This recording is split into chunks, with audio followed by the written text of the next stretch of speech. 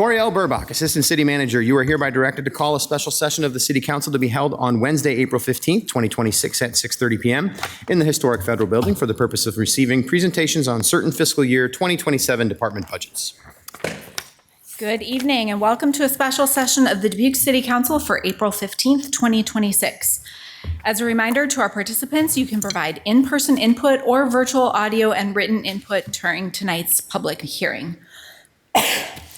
Input options during the live meeting include in-person attendees may approach the podium when the mayor asks if there is any public input for the public hearing.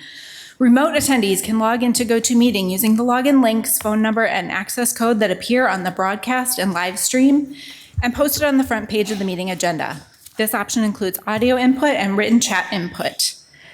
All comments, whether in-person or virtual, must be accompanied by name and address. Additionally, written public input is accepted by contacting the City Council directly from the city's webpage at www.cityofdubuque.org/council-contacts and through the city clerk's office email at ctyclerk@cityofdubuque.org. Tonight's attendance is as follows. Mayor Kavanaugh. Here. Council members Leindecker. Here. Resnick. Here. Roussel. Here. Sprank. Here. Staver. Here. Wethel. Here. And City Manager Van Milligan. Here. Mayor Kavanaugh, I'll turn it over to you. All right, thank you very much, Corey. Okay, well, welcome everyone. We have several presentations again tonight, so we are beginning with the Human Resources presentation, so I'll invite Shelley up to the podium.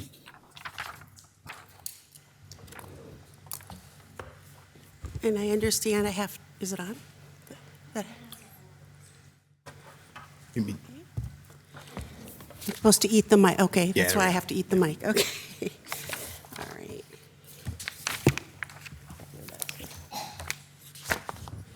All right, well, good evening, Mayor and City Council members, all of our colleagues from the city and members of the public. I'm Shelley Stickford. I'm the Chief Human Resources Officer for the city and have been in that position for the past 6.5 years. And I very much appreciate the opportunity for the Human Resources team to stand before you this evening to share the kinds of work that the Human Resources Department has been engaged in over the past 12 months and as part of the FY27 budget process. Human Resources is one of the city's primarily internally facing departments, as our services are provided in support of what I consider to be our most valuable capital, our human capital. Because the city's product, we don't make widgets, is providing a myriad of services to the residents of the great city of Dubuque. Much of what we do requires qualified, highly skilled humans to provide those services throughout the city.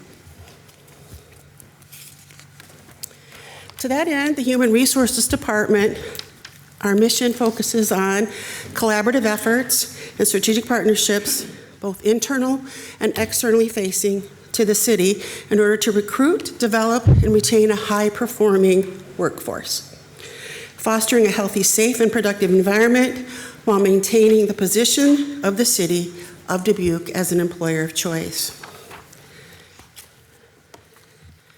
Carrying out that Human Resources Department mission and the city's related goals is an outstanding group of talented folks.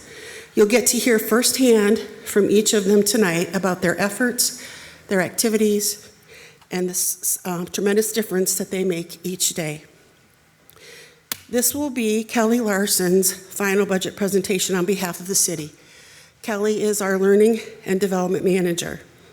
Kelly will be retiring at the end of the calendar year after serving many decades with the city. First as the Human Rights Director, and to our great pleasure, the past approximate 4 years in her Development and Learning Manager role within Human Resources. I want to thank Kelly for her immeasurable and substantial services to the city of Dubuque over these many years. While we still have her for 8.5 months or so, I know already how much she will be missed. Thank you, Kelly. Quick summary highlighting the themes of work and activities that HR staff have been engaged in this past fiscal year reveals HR staff internally now have assumed compensation and classification processes for jobs, position reviews, leveling, and market analysis as an ongoing but internal role that was begun by the external classification and compensation study done by an outside vendor. We're working on organizational culture work, such as ERGs, conflict resolution, and effective communication skills training. Our HRIS implementation, which will improve compliance tracking, safety and training documentation, along with workforce data integrity. OSHA required safety training rolled out organization-wide to ensure regulatory compliance and injury prevention and much more. And again, just a very high-level highlights. Other team members are going to go into much greater detail in future slides. Just highlighting two of our future initiatives. We have several. So just a quick highlight of our FY27 future initiatives include the rollout of the complete HR management system modules. There are 7 in all.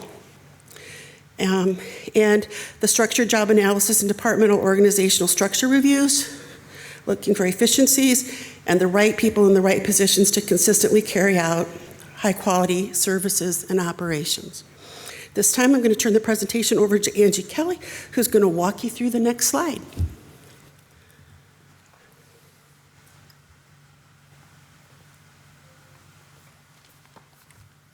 Thank you, Shelley. Good evening, Mayor and Council members. My name is Angie Kelly, as she said, and I am the Administrative Support Professional for Human Resources.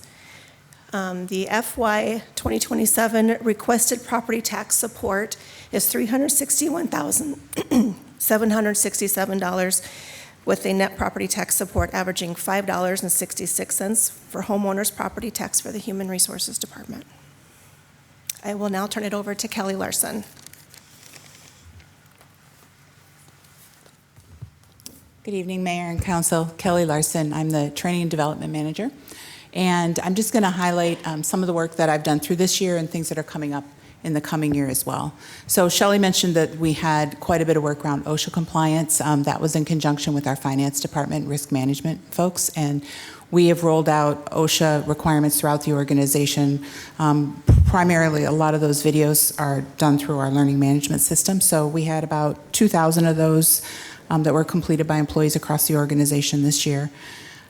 We also are working on our universal competencies and appraisal system. That's one of the things that we needed to do this year was review our competencies. So they're focused on the kinds of things that we expect all of our employees to be able to do: good communication, customer service, emotional intelligence, working together well on teams, those kinds of skills. And we looked at those this year, made some changes to them to better incorporate emotional intelligence skills, also to review them to make sure that we didn't have anything that was going to be a compliance problem with the changes around equity and inclusion laws in the state. And then related to that, we're updating our new employee and new supervisor classes as well to more closely align with the skill sets that are set forth in those competencies. As we roll out our human resource system this year, that's going to help us get some efficiencies there, because right now everything is on paper or Microsoft Forms. People are using a variety of things. So this will all be automated through our new HRIS system in the coming year. The mentoring and job shadowing programs are also continuing. We had about 7 mentor matches that are just completing for last year, which was our first year of the mentoring program. This year we're going to have 15 matches. We changed the program to a cohort model so that people will be learning from each other throughout the process. So in addition to meeting individually with one another as a mentor-mentee, they'll also have some group meetings throughout the year. We're going to have mentor training, mentee training, and we incorporated an emotional intelligence assessment as part of all of that. Our tuition assistance and reimbursement program continues. Thank you for the increased funding in that last year. We have about 12 people. The funding we have now allows us to have 10 to 12 people a year that can participate, depending on how many classes they're taking and the estimated expenses. And we do have 12 people this year. They have a variety of they're looking at a variety of different degrees: public administration, fire science, business administration, leadership development, communication management, social data science. So far this year, we've reimbursed about $22,000 in that program, and we expect about another 20. That gets us pretty close to our $50,000 budget for the year. We also have our Crucial Conversations training classes. Last year, you might remember, we rolled all of those out to supervisors. That's an 16-hour course that focuses on communication, specifically in situations where there might be conflict or difficult conversations, and how to engage in those conversations in ways that also maintain relationships, as well as solving problems. And so far, we've trained about 205 people. That would include supervisors, and we have about 45 scheduled for classes this spring yet. It'll take us a few years to get through all the rest of the employees in that program. And then we have our weekly webinar series and our Spirit Times newsletter, and those are both ways that we use to make sure that HR information is communicated out to the rest of the organization. So nice information sharing channels there. And that is everything that I have for you tonight, and so I'm going to turn it over to Talent Acquisition Manager Kristen Dietz.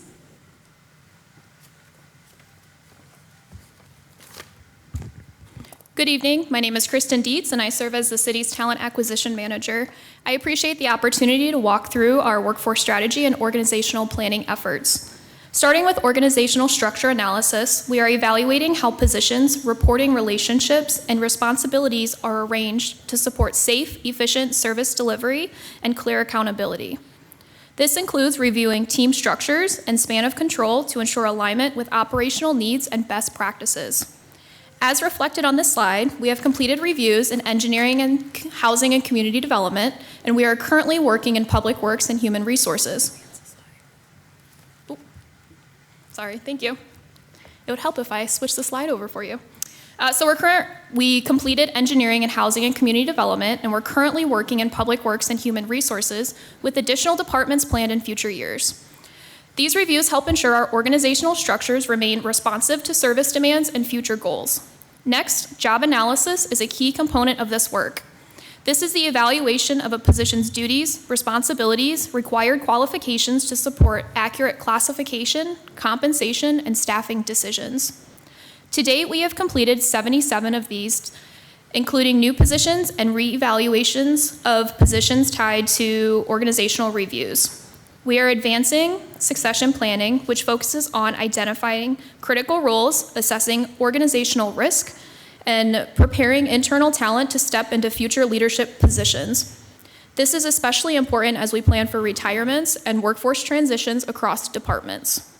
Finally, we are supporting position tiering and upward mobility. This creates clear pathways within the organization, helping us attract early career talent, retain high performers, and build internal expertise over time. Overall, this work ensures our workforce is structured, supported, and positioned to meet both current service demands and the city's long-term operational needs.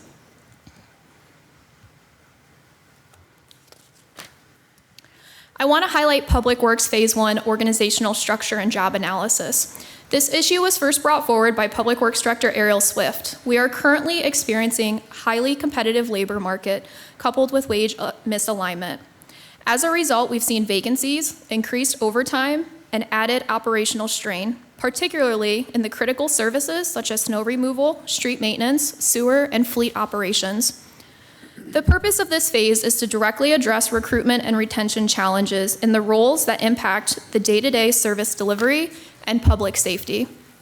It also ensures we are maintaining appropriate crew staffing levels, supporting safe and efficient operations by preserving the right balance of maintenance workers, equipment operators, and lead positions in the field.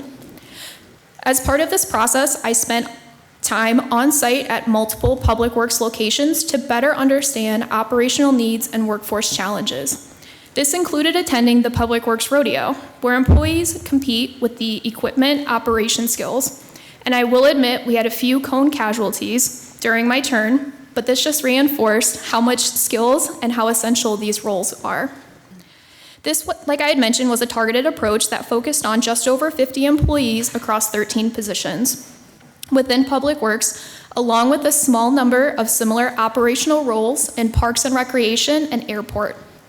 To support this effort, we established market adjustment supplemental pay, which became effective January 4th, 2026, and is reflected in the FY 2027 budget. This is a focused compensation tool designed to address documented gaps between the city's current pay rates and the external labor market. Importantly, this is not a permanent change to base wages within the collective bargaining agreement. Instead, this approach allows the city to respond quickly to labor market pressures impacting recruitment and retention without reopening or amending base wage schedules. This enables us to target adjustments specifically where they are most needed, while maintaining flexibility to reassess or discontinue the adjustment as conditions change or are addressed through future bargaining. It also helps reduce long-term structural impacts on wage scales and future obligations while providing clear, transparent tracking through a defined pay component. While any compensation approach carries some level of risk, this strategy balances operational urgency, fiscal responsibility, and legal constraints while helping to stabilize the workforce, reduce overtime pressures, and maintain reliable service levels in critical functions. As part of our ongoing commitment to ensuring strong, steady leadership across the organization, city leaders and human resources have been actively managing several key director-level recruitments. This year, we supported searches for the Chief Information Officer, Parks and Recreation Director, Director of Strategic Partnerships, and the Housing and Community Development Director, and currently the Chief of Police and Human Rights Director. All of these efforts, our focus has been securing strong, mission-aligned leadership for our departments that play essential roles in delivering city services. These executive-level searches also reflect the broader workforce needs we're experiencing as retirements, organizational transitions, and evolving operational demands shape our recruitment landscape. From an operational standpoint, the city is currently operating at a 7.14% vacancy rate for regular full-time positions. Based on national benchmarking data, this falls well within the typical range for municipal organizations. For context, research from ICMA and the Center for State and Local Government Excellence indicates average vacancy rates of approximately 7 to 10% across local governments, while National League of Cities benchmarking suggests a healthy range of 3 to 7% depending on labor market conditions. This places the city's vacancy rate in line, and in some cases slightly better than the national averages. Importantly, this level of vacancy is generally considered sustainable as it allows for natural workforce transitions such as retirements and career movements without significantly impacting service delivery. Next, we'll get into some numbers here. So we're in a really good place with Parks and Recreation temporary hiring. We're on track to fill all positions, which is about 200 this season, and we've actually surpassed our pre-pandemic application numbers. One of the biggest improvements has been streamlining our hiring process, which has helped us move faster and secure candidates more effectively. For police recruitment, we've been working closely with police leadership to strengthen recruitment strategies and remove barriers in the hiring process. One key improvement has been implementing certified on-site testing to reduce delays to make the process more accessible.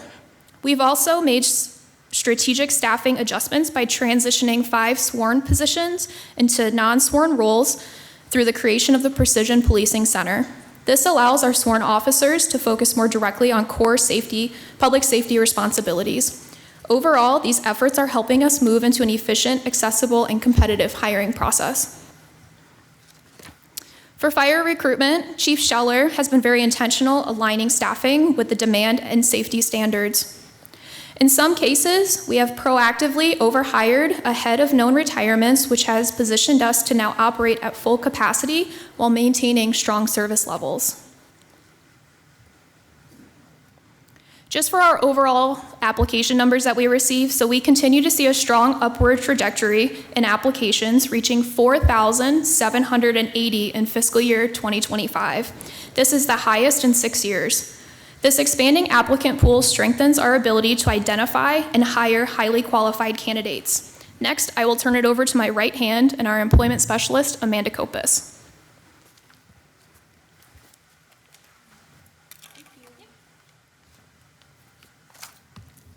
Good evening. My name is Amanda Kopis, and I serve as the Human Resources Employment Specialist. My work focuses on ensuring hiring compliance, workplace safety, and risk mitigation across the organization. My role includes guiding candidates from conditional offer through their first day, ensuring all pre-employment requirements are fully completed and compliant before they begin work. I manage all pre-employment and safety screenings, including background checks, education verification, medical clearances, and regulatory checks. I also conduct annual safety and compliance reviews across all city departments, including motor vehicle checks and federal employment-related drug and alcohol violation checks.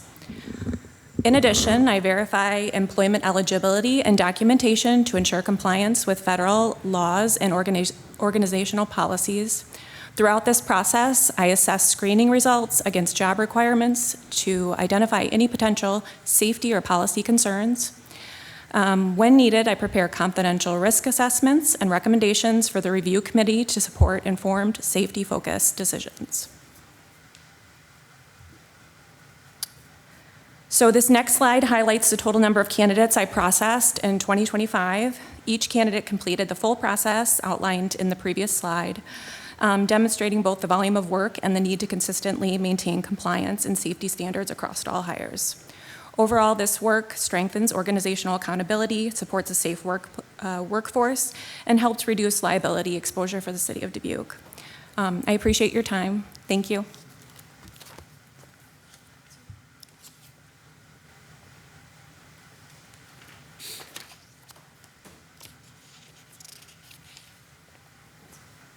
Shelley Stickford, Chief Human Resources Officer again. Or still. Sorry. I'm going to talk about our employee relations work. So employee relations is a specialized human resources function responsible for fostering a positive, productive work environment and culture by managing the relationship between managers and our employees. So some of the key responsibilities include policy development enforcement, including, for your reference, we've done 3 updates and revisions to the employee handbook so far just this fiscal year and worked on 5 collectively bargained for agreement amendments. We conduct the key responsibility includes internal investigations, fact-finding, and discovery, which ensures that we have a fair, objective, and confidential investigative processes.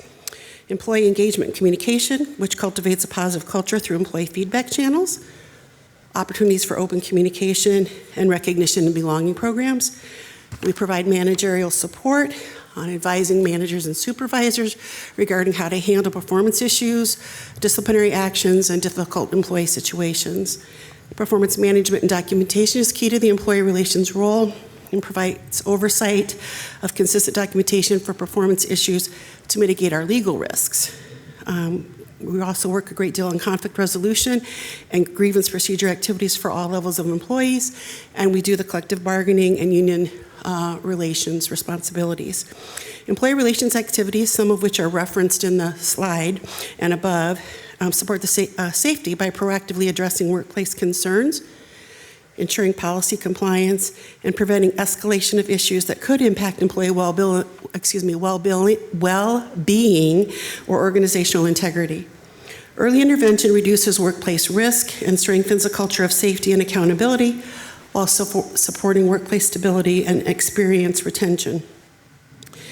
2027 goals and priorities, a few of them include building trust by nurturing a culture of transparency, fairness, and trust between employees and leadership, reducing our risks, and improving our retention. We plan to achieve those goals through priority activities such as third-party and exit and stay interviews.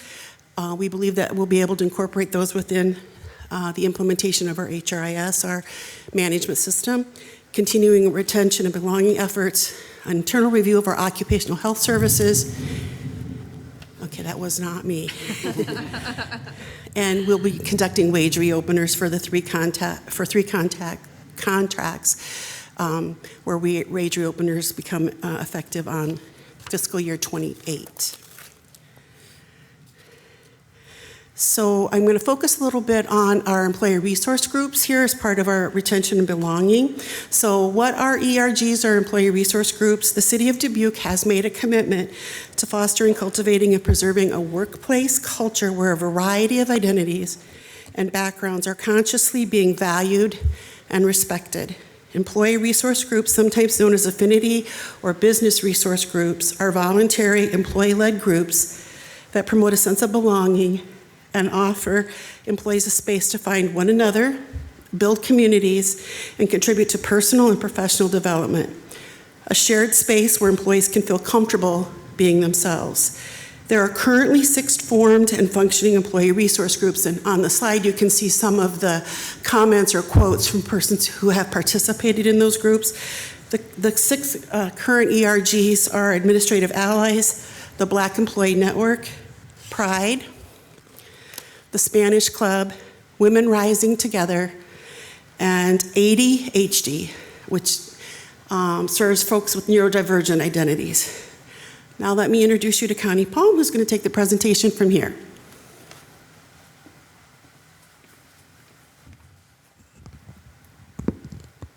Thank you, Shelley. Good evening. My name is Connie Palm, and I'm the Benefits and Compensation Manager.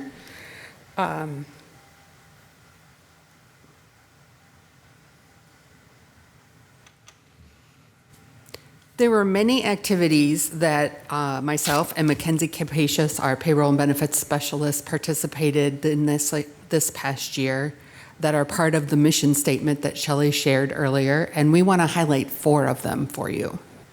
First, we want to talk about the classification study implementation and how that work continues. Next, we want to talk about a couple enhancements to employee benefits. Then we're going to talk about the Return to Work program. That's part of our workers' compensation program. And then we're going to talk about our commitment to communications and employee benefits.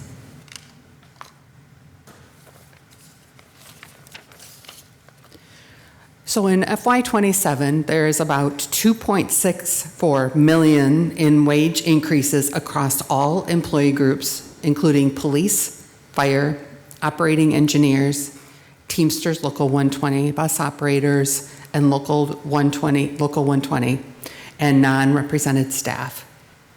These adjustments range from 3% to 5%, depending on the classification and the bargaining unit. To support this implementation, we initially partnered with Total Rewards Consulting to ensure that we were having a consistent and market-informed approach. As Kristen touched on earlier, we have moved this work within Human Resources, and we continue leading that implementation. That work continues in the form of ongoing position reviews, structured job analysis across departments, regular evaluations to ensure our classification and compensation stay aligned with market conditions and organizational needs. Overall, this reflects the structured, ongoing approach to maintaining competitiveness and internal equity across the organization. So in FY26, we had 2 employee benefits that were enhanced that we want to just share a little bit about. First, we had a Roth or post-tax contribution source added to our 457B retirement savings program. That was added in January of 2026. Now employees can choose to contribute to their retirement savings on either a pre-tax or Roth or post-tax basis. The additional Roth source was a welcome change for employees, and over 10% of our employees who participate in the 457 plan elected this new option in some form. Second, in response to employee feedback about the dental insurance and the value that the current plan provided to them, we added a second dental insurance option. Employees can now choose between the current plan or a high plan that offers higher value for an increased premium. During 2026 open enrollment, Mackenzie and I spent quite a bit of time with our partners, Cottingham and Butler, educating about both options And employees, we feel, were able to choose the one that best worked for their families and for their needs.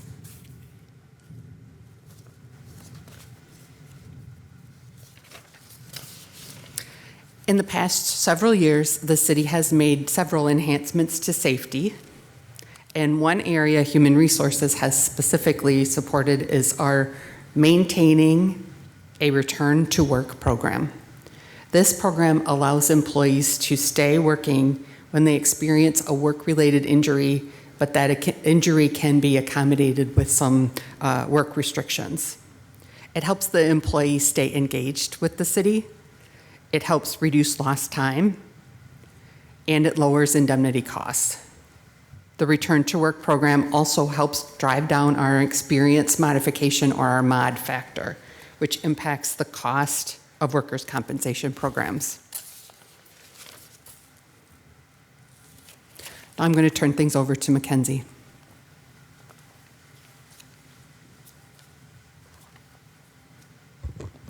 Thanks, Connie. Good evening, all. As Connie mentioned, my name is Mackenzie Capacious, the Payroll and Benefits Specialist. In FY26, the city hosted its third annual Employee Appreciation Breakfast and Benefits Fair at the Grand River Center.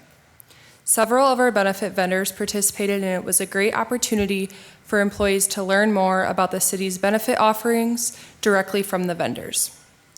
The vendors were impressed by the event itself and how many people stopped to ask questions. I have provided feedback on the screen that we received from Mission Square, RX Benefits, Delta Dental, and Wellmark. This year's Employee Appreciation Breakfast will be held on May 7th at the Grand River Center. We look forward to another successful event. Now I will be handing things off to Kristen Dietz, the Talent Acquisition Manager.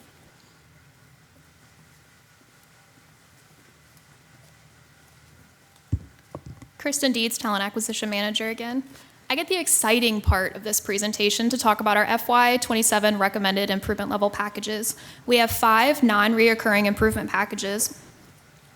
The first is recruitment services for the city manager position, funded at $50,000. This will allow us to partner with professional recruitment experts to ensure comprehensive, fair, and competitive search process for this critical leadership role.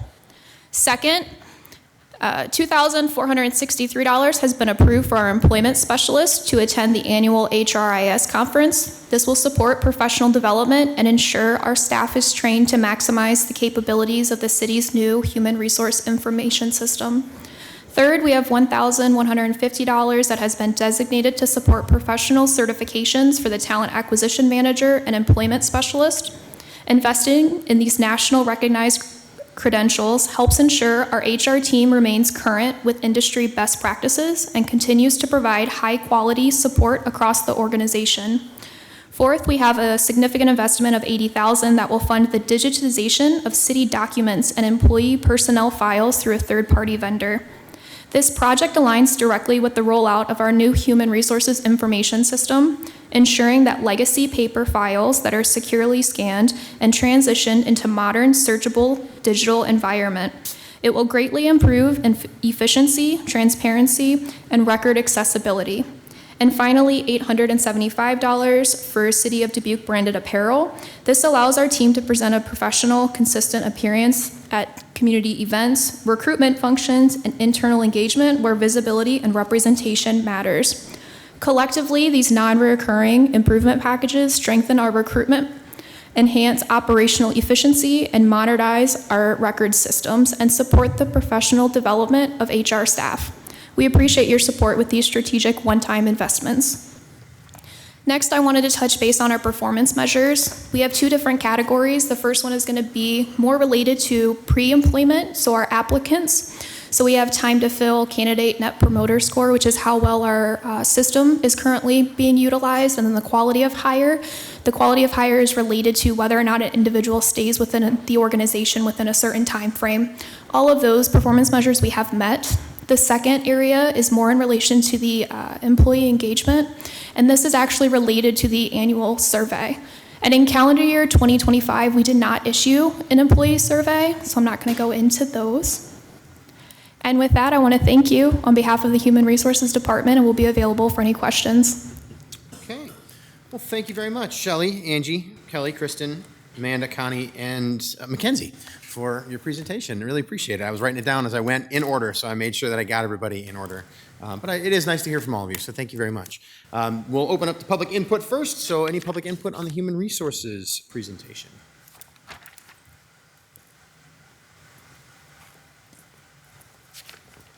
Clark Slows, 2925 Burlington Street. I hadn't planned on coming up here, but there was something interesting in the presentation where Human Resources went to Public Works basically to find out what's going on. In my 26 years, as being county engineer, we never got that.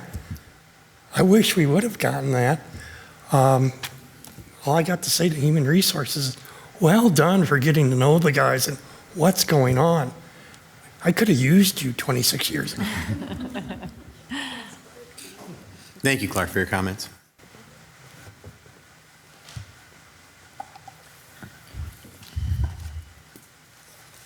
Good evening, Rob McDonald, 3399 Eagle Point Drive. I'll echo Clark's comments. I admire anybody who works in human resources because they deal with people at some of the best days of their life and some of their worst, depending on what's going on at work and what's going on at home. So I see that a lot in our company, and I admire the compassion and empathy that HR people bring to the table. Before I talk about the HR budget, I just want to comment. I spoke about the greenhouse the other night, and the comments at the end, I understand, Mr. Mayor, I was one of 60,000 people. Puts me in a unique category that talks about the greenhouse. And I'm pretty sure you probably got input after that from other people, hopefully, on the greenhouse, whether they're for it or against it and the expense involved. But I just think it's dismissive when a person gives public input that it's like, well, it's 1 of 60, so it's not an issue in my book. And that doesn't encourage public comment. And I think we should encourage any comments, because I think what I've heard since I've done that I brought awareness to the situation. How many people said, I didn't know we had a greenhouse? Okay, we all work together. So as far as HR, administrative overhead recharges. I bet you if I asked all 7 of you on the council to explain that to me, we'd all, and I'm no expert on them, it's complicated. So we'd probably have 7 different explanations, and if one of you has figured it all out, I'd love to talk to you someday. Something that stuck out to me with the HR budget, the administrative overhead recharges are increasing 13.8%, but the expenses for the whole department are dropping 4.6%. Also, the administrative overhead recharges are 78% of all expenses. Now that seems high.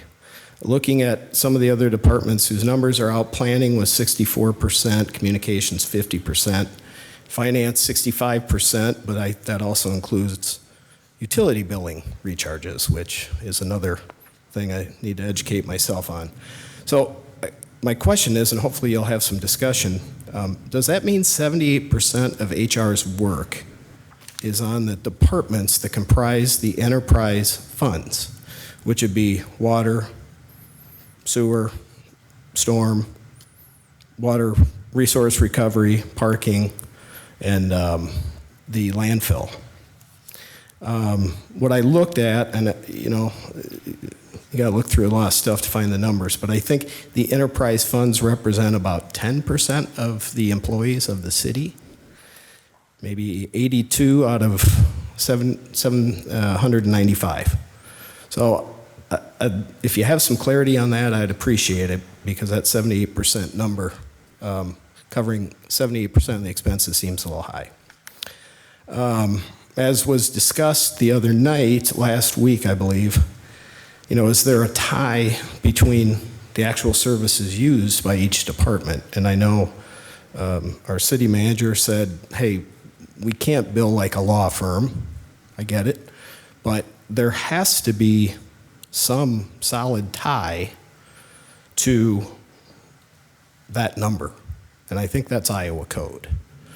The administrative overhead recharge should be a direct tie to services provided by that department. So it should be a direct tie if HR is providing services, there should be a tie-in to that amount. It appears there's a straight percentage used. Now, there was something uploaded last Thursday to the budget packet based on questions from the previous meeting on Tuesday, and it showed percentages of 16.67 for water, sewer, storm, and garbage, refuse, and then a smaller number for landfill and parking. And to add a little bit of mystique to the whole thing, that spreadsheet that was uploaded last Thursday had a total for HR of 1.361 million. And then in today's paperwork, it shows the administrative overhead recharge is 1.4 million. So it went up 2.8% since last week. So that adds other questions. Just another point of reference. So our administrative overhead recharges have been trending up year over year. So as rates go up in those enterprise funds, you know, some are going up 9%, most of them are going up 9%, and water's going up 3%. The amount of the administrative overhead recharge goes up as well. So as we raise rates, do those rates feed more into that AOR category that ends up supporting the departments? It seems to be that way. And you know, I would think we're raising rates because we've got work to do, because some of that infrastructure has massive shortcomings. You know, last night when it started to rain hard, thought about people on Kaufman and West Locust, and of course, you know, we know about the sewer system, and of course, no one knows about water lines until they blow. So just some questions on that. And the last thing I want to touch on, I read, we spend $25,000 to a third party to do exit interviews for the city. Seems like a lot of money. If we did one every day, there's typically 250 business days. That'd be one a day, which I don't think it's one a day. If it is, we got a lot of problems. But if it's one a day, that's $100 an exit interview. So my experience at our company is it's better if you can find somebody inside the organization to do the exit interview, somebody they know, somebody that, you know, not their direct superior, maybe not even the head of HR, but somebody who's got a knack for sitting down with people and having a conversation. So I would recommend that, because that could be not only savings, but I think it would drive a better process. And with our exit interviews, no matter what's in them, they get released all the way up the chain of command. So I see every single exit interview across all our companies, and I learn a lot. I learn a lot about the good things we're doing. I learn a lot about our wages, benefits, holidays, and I also learn some stuff that we need some work on. And sometimes it points out a manager that needs some work as well. So I would recommend that. If that was the case, those exit interviews would come all the way up through the city manager, and since you guys are his boss, you'd all see him too. I don't know if you want that level of detail, but it is useful. So, and that's, Mr. Mayor, something you're not going to hear from. That's 1 out of 60,000 is going to talk about exit interviews. Thank you very much. Thank you, Rob, for your comments. I see no other members of the public here, I think. Am I right about that? Yeah. Anybody virtually, Corey? Okay. All right, back to us then for any discussion. Mr. Resnick. Just quickly, I was very impressed with everyone coming up and letting people know what folks do in that human resources department, and what a professional job, a complete professional job that you've been doing. I know that we appreciate the new scale that you brought us for payroll and benefits, because it's a competitive world, and it was a city council priority that we really treat our employees like they should be treated, like professionals, right? With a proper salary and a proper benefits, and a proper way to reply and to communicate with everyone in the group. So there's so many great things. I love the teamwork that you have and that you talk about and gather people together. I'm not surprised that people are interested in their benefits, and I know that I'm glad that we have that, and so many good things happening. The number for $50,000 for the city manager role, is that just a good guess? I mean, an estimate? I don't want to say. I said the word guess once, and that was not correct. But is that where'd you get that estimate? Yeah, absolutely. So Kristen Deeds, Talent Acquisition Manager. So that's pretty in line for the typical recruitments that we do at the executive level and the type of services that we end up utilizing them for. Typical, like a director level, is around $30,000. So because this is the top level of a city organization, it's going to be closer to $50,000. Okay, and I know it's there's a way. Do we hire with that 50,000? We reach out and we do more than just the usual, correct? So what are some of the extra steps we take as part of this really important job search besides the usual job seekers? Yeah, absolutely. So the information I'm going to share is on page 3 with our improvement package summary. So it's going to be the national advertising and proactive outreach, direct recruitment of the candidates, stakeholder and council input facilitation, candidate screening, vetting, and ranking, the reference and background checks, the semi-finalist and finalist interview coordination, the on-site interview facilitation, offer negotiation, and appointment support. So there's a lot of different levels, and we do only have 8 team members, and I'm the main one dedicated to recruitment. So this is just kind of exemplified and branches out to be able to hit all of the different branches that come into play with this type of recruitment. So the budget is approved for July 1st. Does it start soon after that? Does it start in the fall, or when does this actually, I mean, I know we have a whole group and we'll talk about it a lot, but does it start right away, or when do we actually get serious about this? I'm going to look over to city leadership for that. I would say that would be a discussion that we would have with the mayor, and we'd work with your timeline. I see. And I can jump in and just mention, basically my plan for everybody is as soon as we're done with this budget process, we start that process. I wanted to give ourselves the time to be able to do these things, but I do plan to reach out to Shelley and Kristen and the team very, very soon to be able to start the discussion of what's the timeline, what are we going to do, how are we going to do it, and go through that process. So the discussion is forthcoming very soon. All right, thank you, Mr. Mayor. Ms. Wethel. Hi. So it was brought up in public comment regarding external versus internal exit interviews. And I'm not sure, when did we start doing external?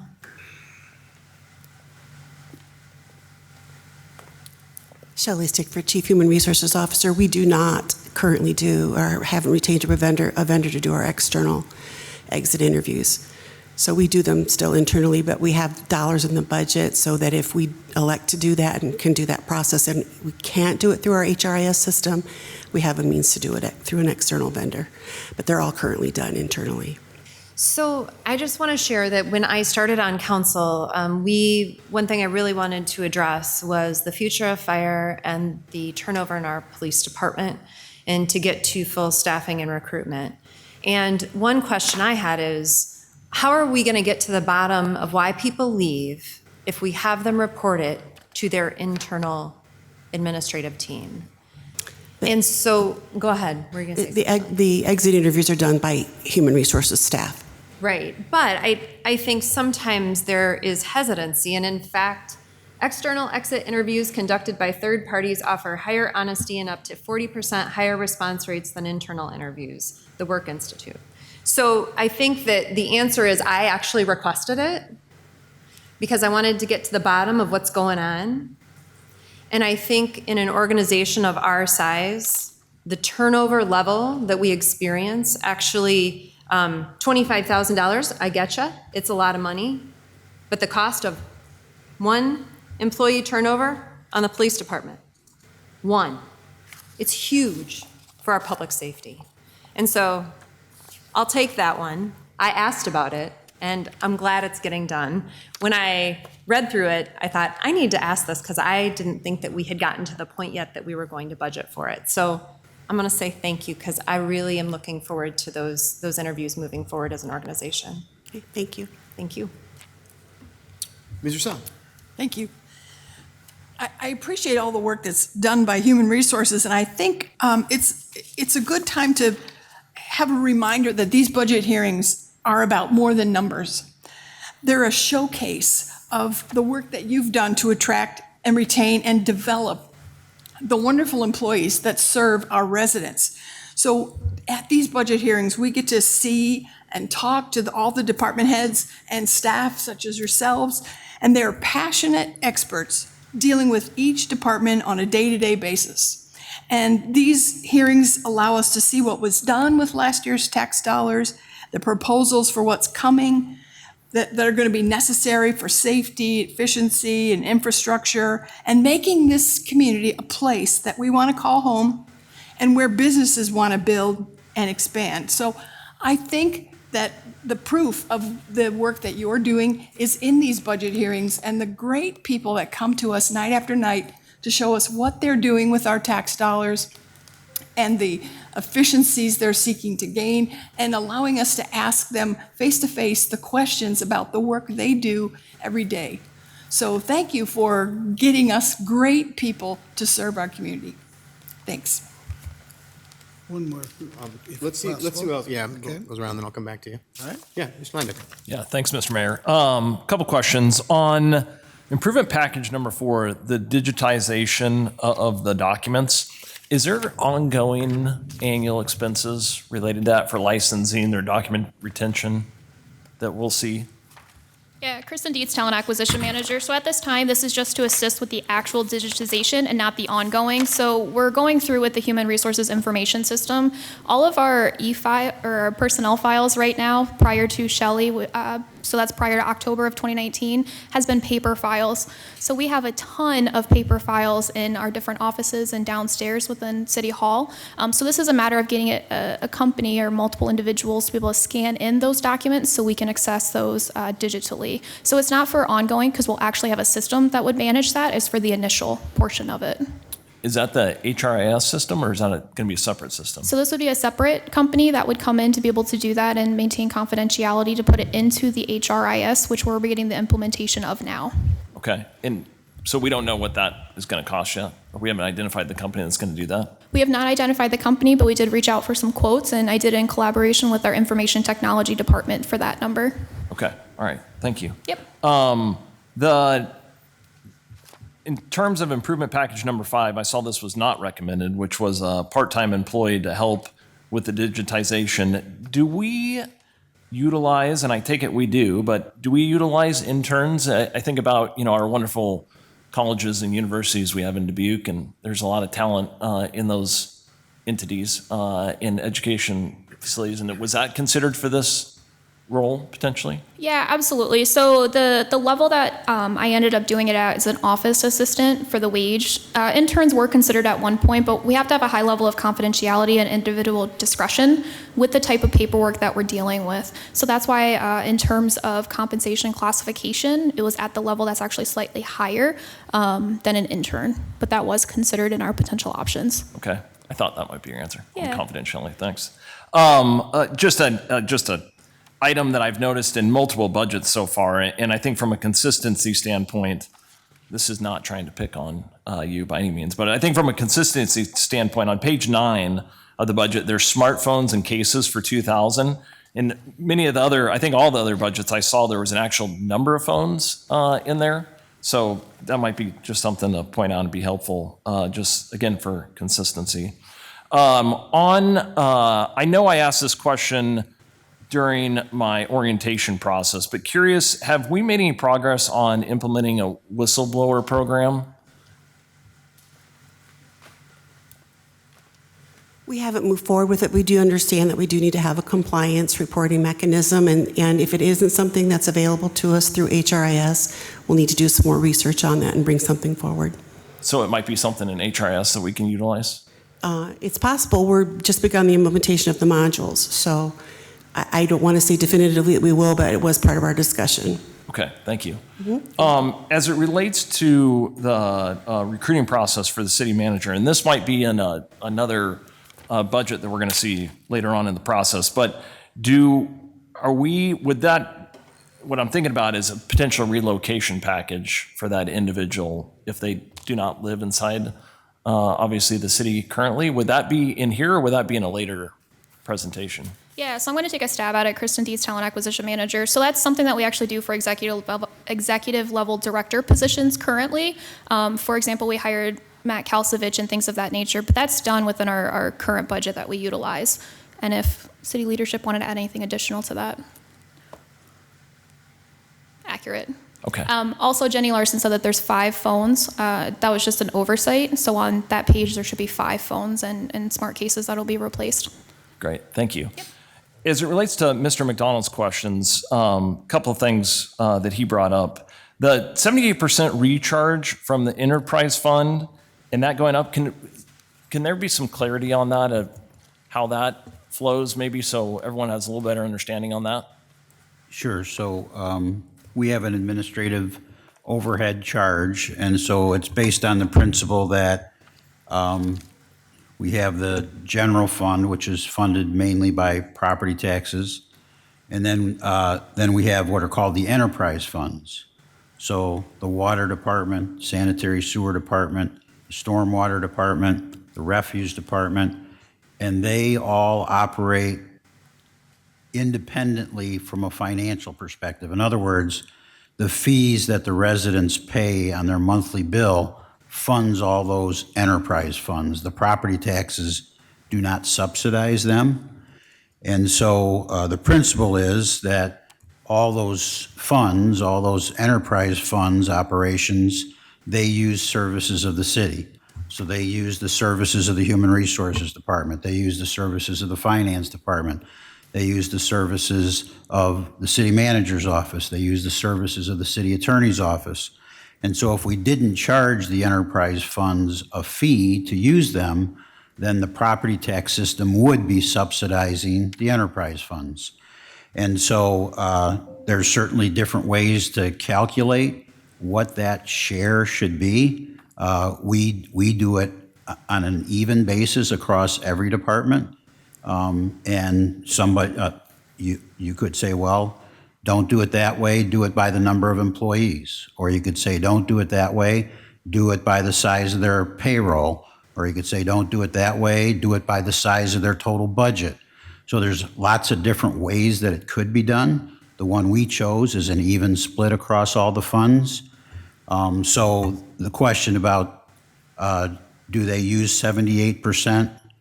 So my answer would be some years they use more and some years they use less.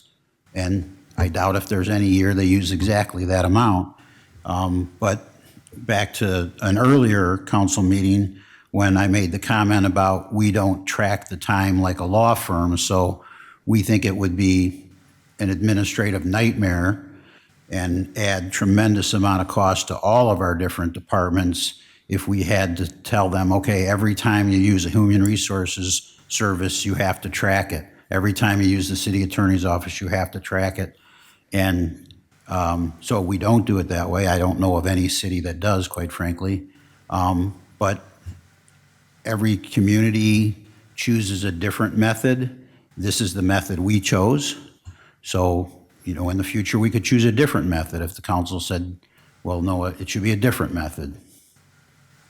So is it fair to say that if we wanted to see what the increases or decreases on the recharge, we would need to look at those individual department budgets for sewer, stormwater, refuse, legal, Right. so on and so forth? Okay. Right. And it's documented how much their administrative overhead charge is. Okay, thank you. Final question is on going back to the exit interviews, whether I understand today they're done internally. What do we do with that data? Who sees it and what type of kind of actions have we taken maybe? Not to get into specifics, but. Well, thank you. Shelley Stickford, Chief Human Resources Officer. So I aggregate the data and I report it up through the city manager. Okay. Sometimes we take specific action depending upon the information or patterns that we are unveiled. Okay. Thank you. That's all I have, Mr. Mayor. Thank you. Thank you. Mr. David, nothing? Mr. Reddick.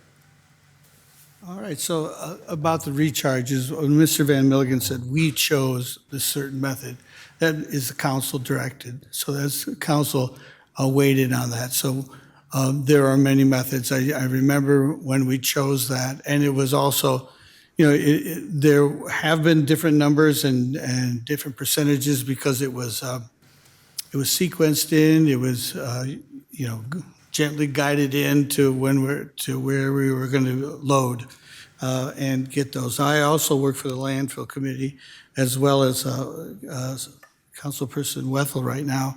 So I mean, we deal with that, and it is priced in, and it is very important. These city services are very important. I remember a few years ago, when we considered, one of the board members said, well, maybe we should not use the City of Dubuque services. We should maybe go out and get some other legal department to look at our issues. And it turned into be, it was going to be wildly expensive and competitive, and that board member changed their point of view after we had gone through the process. But I'm glad that we have top-notch services for our enterprise fund at the landfill.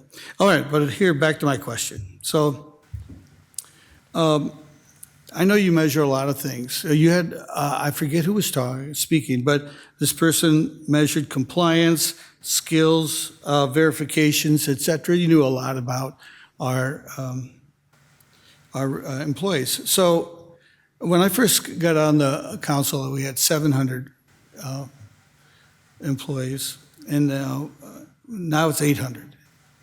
And I think I've challenged just about every one of them. And it always seems that, just like last meeting, I challenged the parks folks about, is it one rather than two, and Mr. Faisal said, you know what, we've got increased the amount of work a ton. And it's really important that we right-size these positions and jobs. And it makes sense. They've all made sense. My question to you is, one of the things that you judge or you view are, do you know how busy these different employees are? Because coming in here, it feels like they're given 110%. We're supposed to have a professional wage, professional benefits. I think we have that. But it still seems that they're super busy, serving the citizens, all of the residents of Dubuque. Do you, all the things that you look at, do you notice, or are you supposed to talk about how busy that job is or that employee is? Is that part of what you do? Yeah, so it is part of the conversations that we do have. So I'm going to use Public Works, for example, extremely busy. Ultimately, whenever we go to classify a position or we provide a compensation associated with it, we don't rate the volume that a position has. The volume has to do with the number of staffing. And whenever we get to the high volume kind of workload that they have, that's whenever we have to start looking at improvement level packages and our structures to see what additional positions that we need. So in that instance, depending on what it is, we would have to do a part-time position, an intern, look at the actual duties and responsibilities that they're doing, if it can be reallocated to another position within the department, and look at all of our potential options with it. But that's typically whenever I work a little bit closer with each department to figure out those potential improvement level packages and what is needed for the organization. So did I get this right? So when the city manager contemplates hiring a new employee, he often uses your recommendation? That is one of the factors, yes. I just learned something new. Yeah. Okay, so, well, I think that's a very valuable thing, that we have our departments working, and it's such an important thing that we right-size, these departments so we can get the maximum benefit for our residents without, overspending. So thank you very much. Thank you, Mr. Mayor. So, a couple of good notes that I saw in the presentation. The increase in applications was an impressive number. That was really good to see. And it sounds like we have a healthy vacancy rate, is what I'm understanding from what you described there. The increase in police applications, I think, was my favorite thing to see, and given all the conversations that we've had about that. That's great news. That's actually the first time I'd seen that in this presentation, so it's really great news. I do have a couple of questions here. So I want to go back to the exit interviews thing, because one of the things that I noticed that there were only 8. Is that what it said? There's only 8 exit. Why were there only 8 exit interviews? I was just curious. We had more than 8 people leave our workforce, right? I mean, Shelley Stickford, Chief Human Resources Officer. Yes, we do not require that persons participate in an exit interview. So we've had 8 who were willing to have those conversations with us. I see. Okay. So the employees choose it on their way out. If they choose to do that, they can have that conversation. Yeah, I mean, the reality is we wouldn't be able to force them to do that even if we hired a third-party vendor, right? Sure. Of course. Yeah. And frankly, sorry. Please. Most of the time, those who participate have a lot to share. Sure. And then you said that information does go to Mike to be able to, as the city manager. Yes, in the aggregate. So we look for patterns and trends. Yep. Okay. Do you make adjustments based on those trends? Yes. Okay. And interventions and provide resources. Again, it depends on what we're hearing. Sure. So my next question has to do with this, I think. I noticed, and you kind of said it quickly because it was at the end, but the no employee surveys in 2025. Can you talk a little bit more about that? I saw the asterisk there. You were working on specific things, but I'd like to learn a little bit more about what that was. Corey, do you mind responding to that? Absolutely. Corey Burbach, Assistant City Manager. So we have done an employee survey since 2018 annually. It allows us to collect information about employee satisfaction and ensure that they have access to the resources that they need to do their job well. We have been looking at that survey in the past year as part of the bigger bucket of organizational development work that Shelley talked about. And the reason we did that is we wanted to make sure that we were collecting the right data points to measure the things that we were talking about. And so we have looked at making some tweaks to the survey to make sure that we collect the right data and that it is actionable at a team level. So when we collect information for 800 employees, that gives us a data point. But if we want to make changes in team culture or in employee satisfaction, quite often we're looking at what's happening in the public works department or what's happening in the city or with a particular level of employees. So right now we're working to align that survey to check the data with our values, and we'll do it again this year. I see. So there is going to be one this year. Yes. So taking that year off has allowed you to be able to do that. Yes, and I would say that what we've worked with HR to do is make sure that since we weren't doing that survey this year, we were collecting data in other ways. For instance, having department managers ask some of the questions during annual appraisals, asking those questions of our employee resource group, so really targeting who we asked, or collect it in different both quantitative and qualitative ways, not just taking a year completely off. Mm-hmm. Yeah. Okay. All right, thank you. That's very informative. I do think it's an incredibly important tool that we have to be able to make sure that we know what people are thinking on a regular basis. And I know you agree, because we've had a lot of these discussions in here. We've talked a lot about the culture within the organization, the city as an organization. We've talked a lot about, and I even heard it tonight, making sure that communication is working between director level and everybody else that directors overseeing. I think all those things are incredibly important, and I'm glad that we focus so much on it. There was a time a couple years ago where we were incredibly focused on this, actually was a part of our goals and priorities too, just to make sure that I remember the conversations clearly about making sure that we built that strong foundation across all the employees that choose to work for the city of Dubuque, and I'm glad that we're continuing to do that. It's work that never ends, and I hope that everybody recognizes that. Like, it just never, ever ends. You're always gonna have to try and be better and make that culture fit what the time is right now. Work has changed, I think, dramatically over time. I think, certain things are needed that weren't needed before. We're going to hear from one of those departments tonight. Didn't exactly need an IT department in real, complicated quality in 1979, for example, but we need it now. So we need to make sure that we're doing those things. Final thing I'll say is, I think I appreciate the recognition of the competitive market that we have and what we need to think about with that for our particular employees. But it is a uniquely challenging time to be in public service, I would say. It just is. I don't think I've talked to anybody in government who works as a public servant, because that's what you are. You work as a public servant. I haven't talked to anybody who's like, oh no, everything's just totally fine. It's a super easy time to be in public service. It's just not. But it's also a difficult time to just be in the workforce right now, honestly. I mean, you talk to just about anybody and everybody's feeling a little uneasy about things. And I think that's an important thing to just recognize, that it impacts us too. But it does impact public servants differently. I think it's just a unique situation that everyone that works for the city of Dubuque is in. And I try to remind everybody that, the people who work for the city of Dubuque are your neighbors. They're your family. They're people just like you who do these things. And I think it's important that we remember that because they're those people, but the things we do are more wide open than any other company. No other company divulges as much information as what a government has to divulge. So I think that it is a unique position, and I recognize that. I think we all should recognize it. But I see some really good numbers in here. I see some good things that we're starting to see. So I appreciate that very much. Yeah. All right. Any last comments before we move on? All right. Well, thank you so much, everyone, for the presentation. We learned some good things there. Next up is IT, the aforementioned IT department. We'll switch things over. Water time. Oh, here.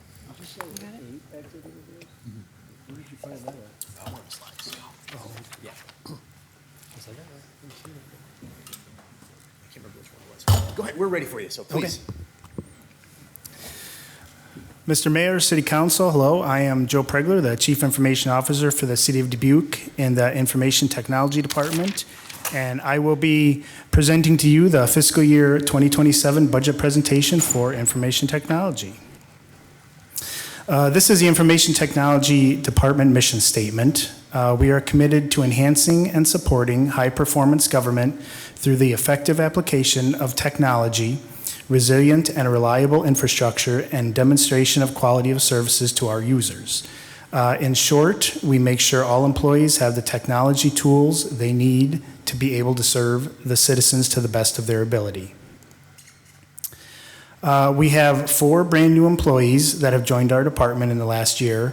Abby Gordon, our help desk technician, Timothy Krieger, our Chief Information Security Officer, Landon Smith, one of our interns, and Snea Podell, our other IT intern.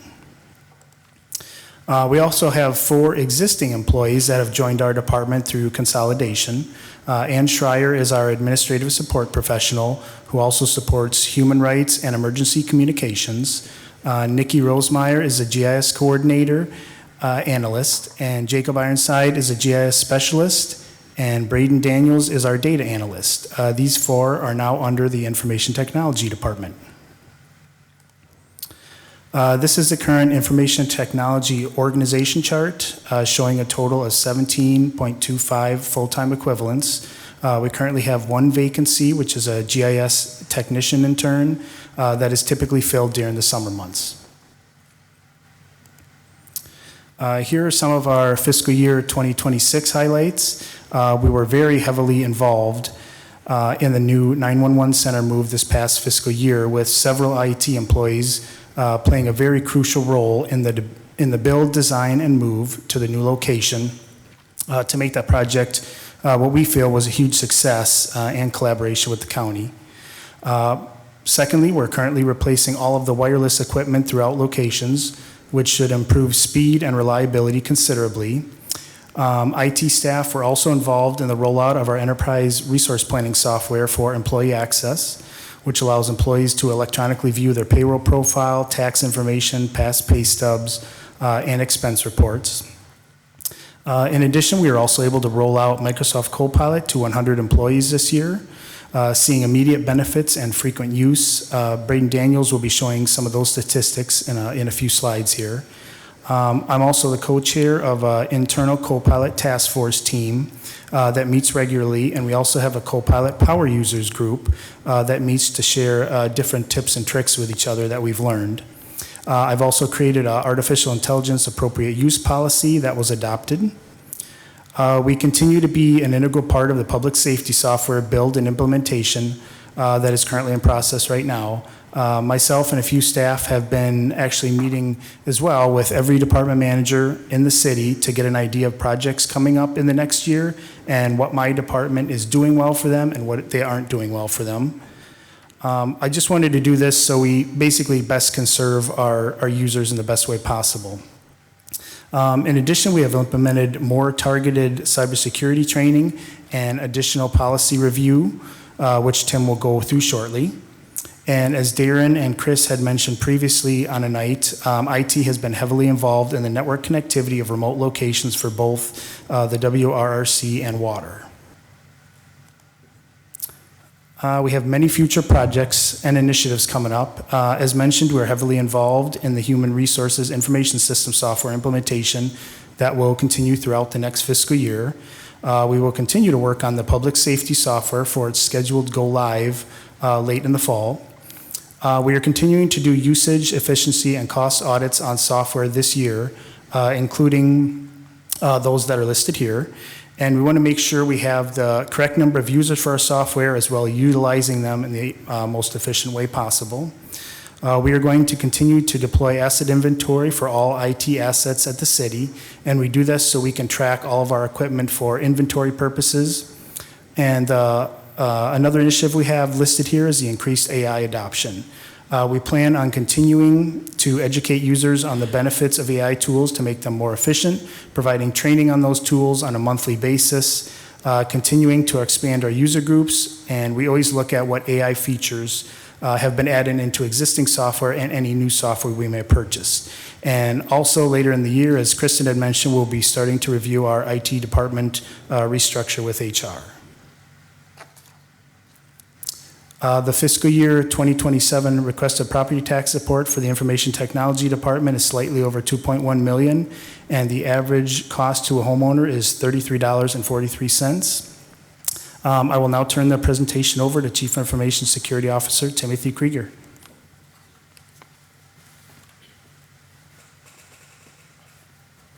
Thank you, Joe. Good evening, Mayor and Honorable Council. I am Timothy Krieger, the City of Dubuque's Chief Information Security Officer. I'm proud to present to you tonight about cybersecurity within the City of Dubuque and our initiatives. While I've only been with the city for 5 months, it feels like time flies fast, and there's certainly a lot of things happening. The Internet Crime Center by the FBI reports in 2025 that there has been a 26% year-over-year increase in cybercrime as a whole. That includes ransomware, fraud, business email compromise, and all sorts of other cybercrime categories. The average loss complaint per category ranges in a whole as $20,000 and $699, with a total loss, grand total in 2025 of $20.8 billion. Why is this, you may ask? Cyber criminals are getting smarter, using artificial intelligence for better attacks, and then global tensions are exciting nation-state actors and hacktivist groups that are activated around these times. So with the playing field changing every day, it's important that we are continuing our priorities of going back to our basic cyber hygiene, as recommended by our national providers, and those being included multi-factor, our patching and updating process, backup and retention, and disaster recoveryness, and endpoint configuration. Do not despair, though. We're not alone in these fights. We have a number of partners that we do get information intelligence from, some of them being listed on the screen, such as our Cybersecurity and Infrastructure Security Agency, DHS, the FBI, the TSA, the EPA, from our federal partners. We have our state partners as the ICIN, that's a county information sharing network, and our state chief information office as well. And then our multi-state partners, such as the CIS Internet Security Center and MSISAC. These partners provide critical intelligence that we can use to block attempts before they happen and stay ahead. With a continued basic approach to improving our cyber intelligence and cyber hygiene as a city, we're looking at our policies, procedures, and controls to make sure that they remain current and reflect industry standards and frameworks for success. And when we see a process, policy, or risk, we're addressing them by impact to be sure that we're getting the most out of our invested time. Cybersecurity strategy is always best when we build defense in layers. There is no single tool, policy, person that can stop 100% of attacks. Tools are only band-aids to stopgap issues. However, tools also become ineffective over time and need constant review. It's when we get our people, processes, and technology all working in unison, we can enact a true defense. A layered defense reduces an attacker's speed and gives us more time to respond. Additional layered defenses make the best use of our resources while reducing risk where everyone plays a role in security. So now I get to talk about some of our future goals and initiatives. Certainly, we're strengthening our federal, state, and local partnerships, with one of those being pursuing the state and local cybersecurity grant program. Currently, I was last told that it is on a pause until DHS gets funded.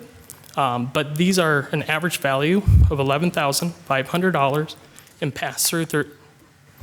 pass-through services to the city. With that being first, a critical IT asset inventory, seeing what we have out there and what's vulnerable. Oftentimes, it's a growing, ever-changing landscape.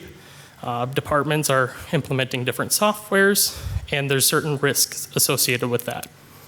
The second would be a baseline cybersecurity hygiene assessment, which is a critical tool in establishing where we are compared to our peers.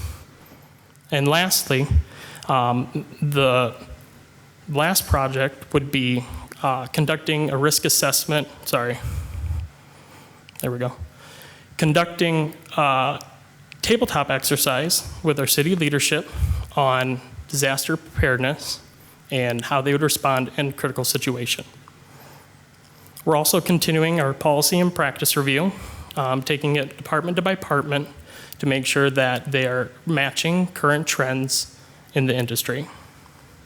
Increasing our visibility on our IT environment by adding open source tools that are free as well as secure. Continuing our cybersecurity trainings and really narrowing in on our departments, with finance in particular coming up after our budget process. In terms of social engineering and contracts, they get a lot of phishing emails. Reducing our risk and exposure across all departments when we see it. And lastly, if approved, the network security risk assessment and our capital improvement request. Ooh, my bad. You'd think I'd know how to use this better. With that, I'm proud to pass it over to Braden Daniels, our data analyst. Thank you.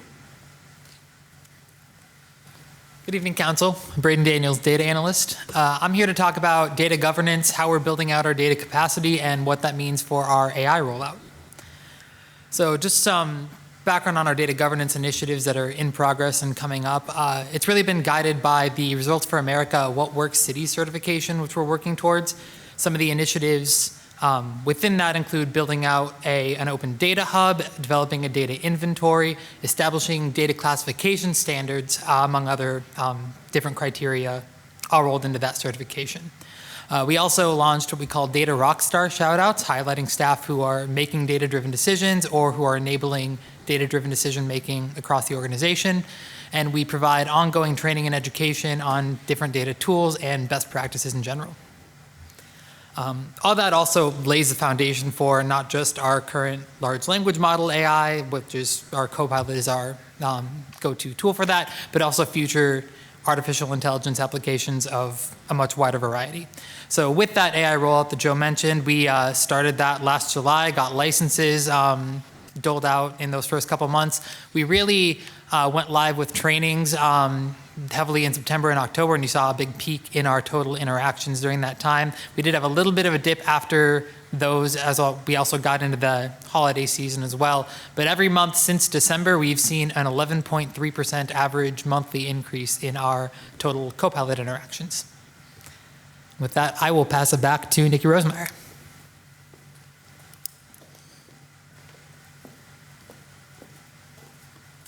All right. Good evening, everyone. I'm Nikki Rosemeyer, and I'm the city's GIS coordinator. Tonight, I'm going to talk about a few of the GIS projects and initiatives. The GIS office is an office of 2 people, and we support all departments with their mapping, data, and analytical needs. Tonight, I'm going to touch on just a few of the projects we're working on. The first project I'll talk about is our tree inventory. It's something we've talked about wanting for a long time. We've had numerous tree layers in GIS, but they all had different and inconsistent information, so we decided to clean them up.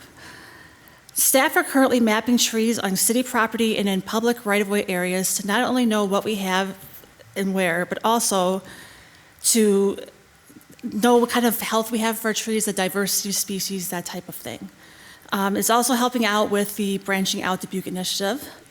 Although the project will be forever ongoing with new trees being planted and old or ill trees being removed, we're going to have a great idea of our species diversity and the health of the overall tree canopy in the city.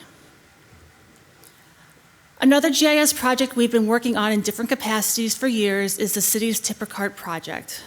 We started off by mapping cart locations in alleys and transitioned to handling cart requests and managing inventory using GIS and Survey 123 when the program went citywide. With carts coming in and out of all day, every day, Public Works decided it was time to do a field audit. Using GIS, field crews inspected each address for its cart size. In the meantime, GIS staff mapped out utility billing information for each address, tying the information to the location on the map. The information was overlaid on top of the field crew's work, and comparisons were able to be made.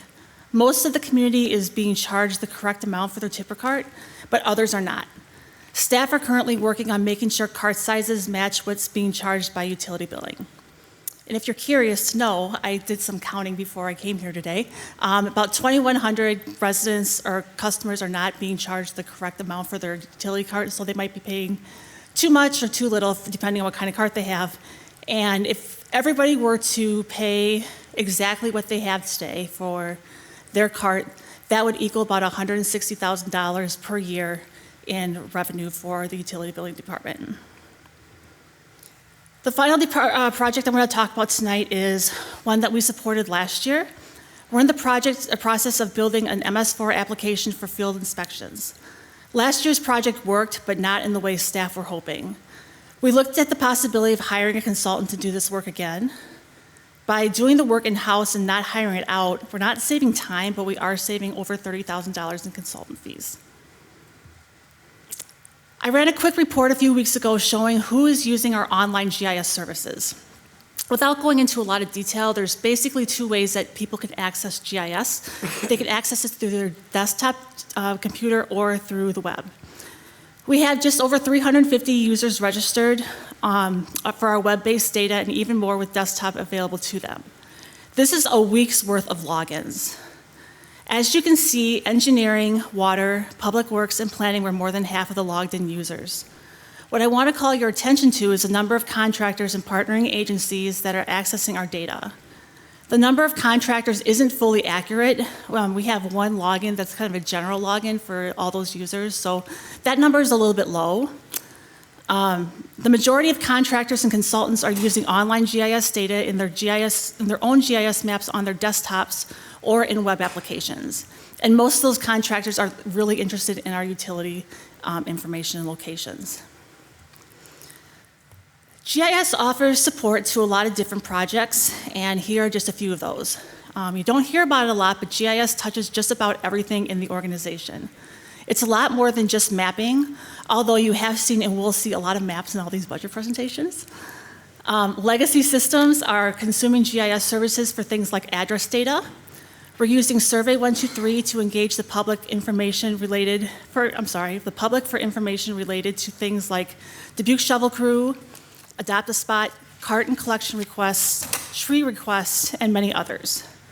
Web applications like the one where the lead service lines are located keep the public informed. Dashboards are keeping decision makers informed on data and activities. GIS is an organization-critical application. Really quickly, here are the GIS performance measures. The first one on the list should actually be probably like measuring as opposed to Google Map because it's brand new. We do a lot with data and we do it really well, but we're not as good at metadata or data about the data. I can tell you exactly where the data came from and how often it's updated, but that's not going to help you find it. We have hundreds of layers in our GIS database. My goal for the office this year is to work on data accuracy and completeness, including metadata.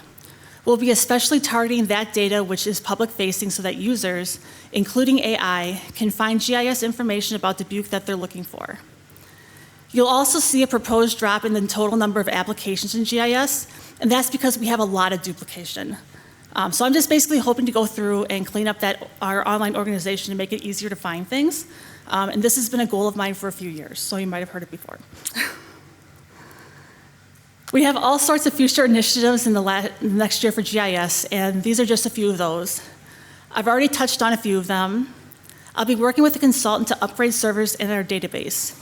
We're hoping to split some of our data out into their own areas, and so we can keep our services up and running. For example, putting things for Public Works, Engineering, and Water on one server and kind of keeping everything else on another server. And we're constantly trying to find ways for departments to modernize their existing GIS solutions or incorporate some new ones to make their activities more efficient. And with that, I will turn it back over to Joe to finish up our department's presentation. Thanks for your time.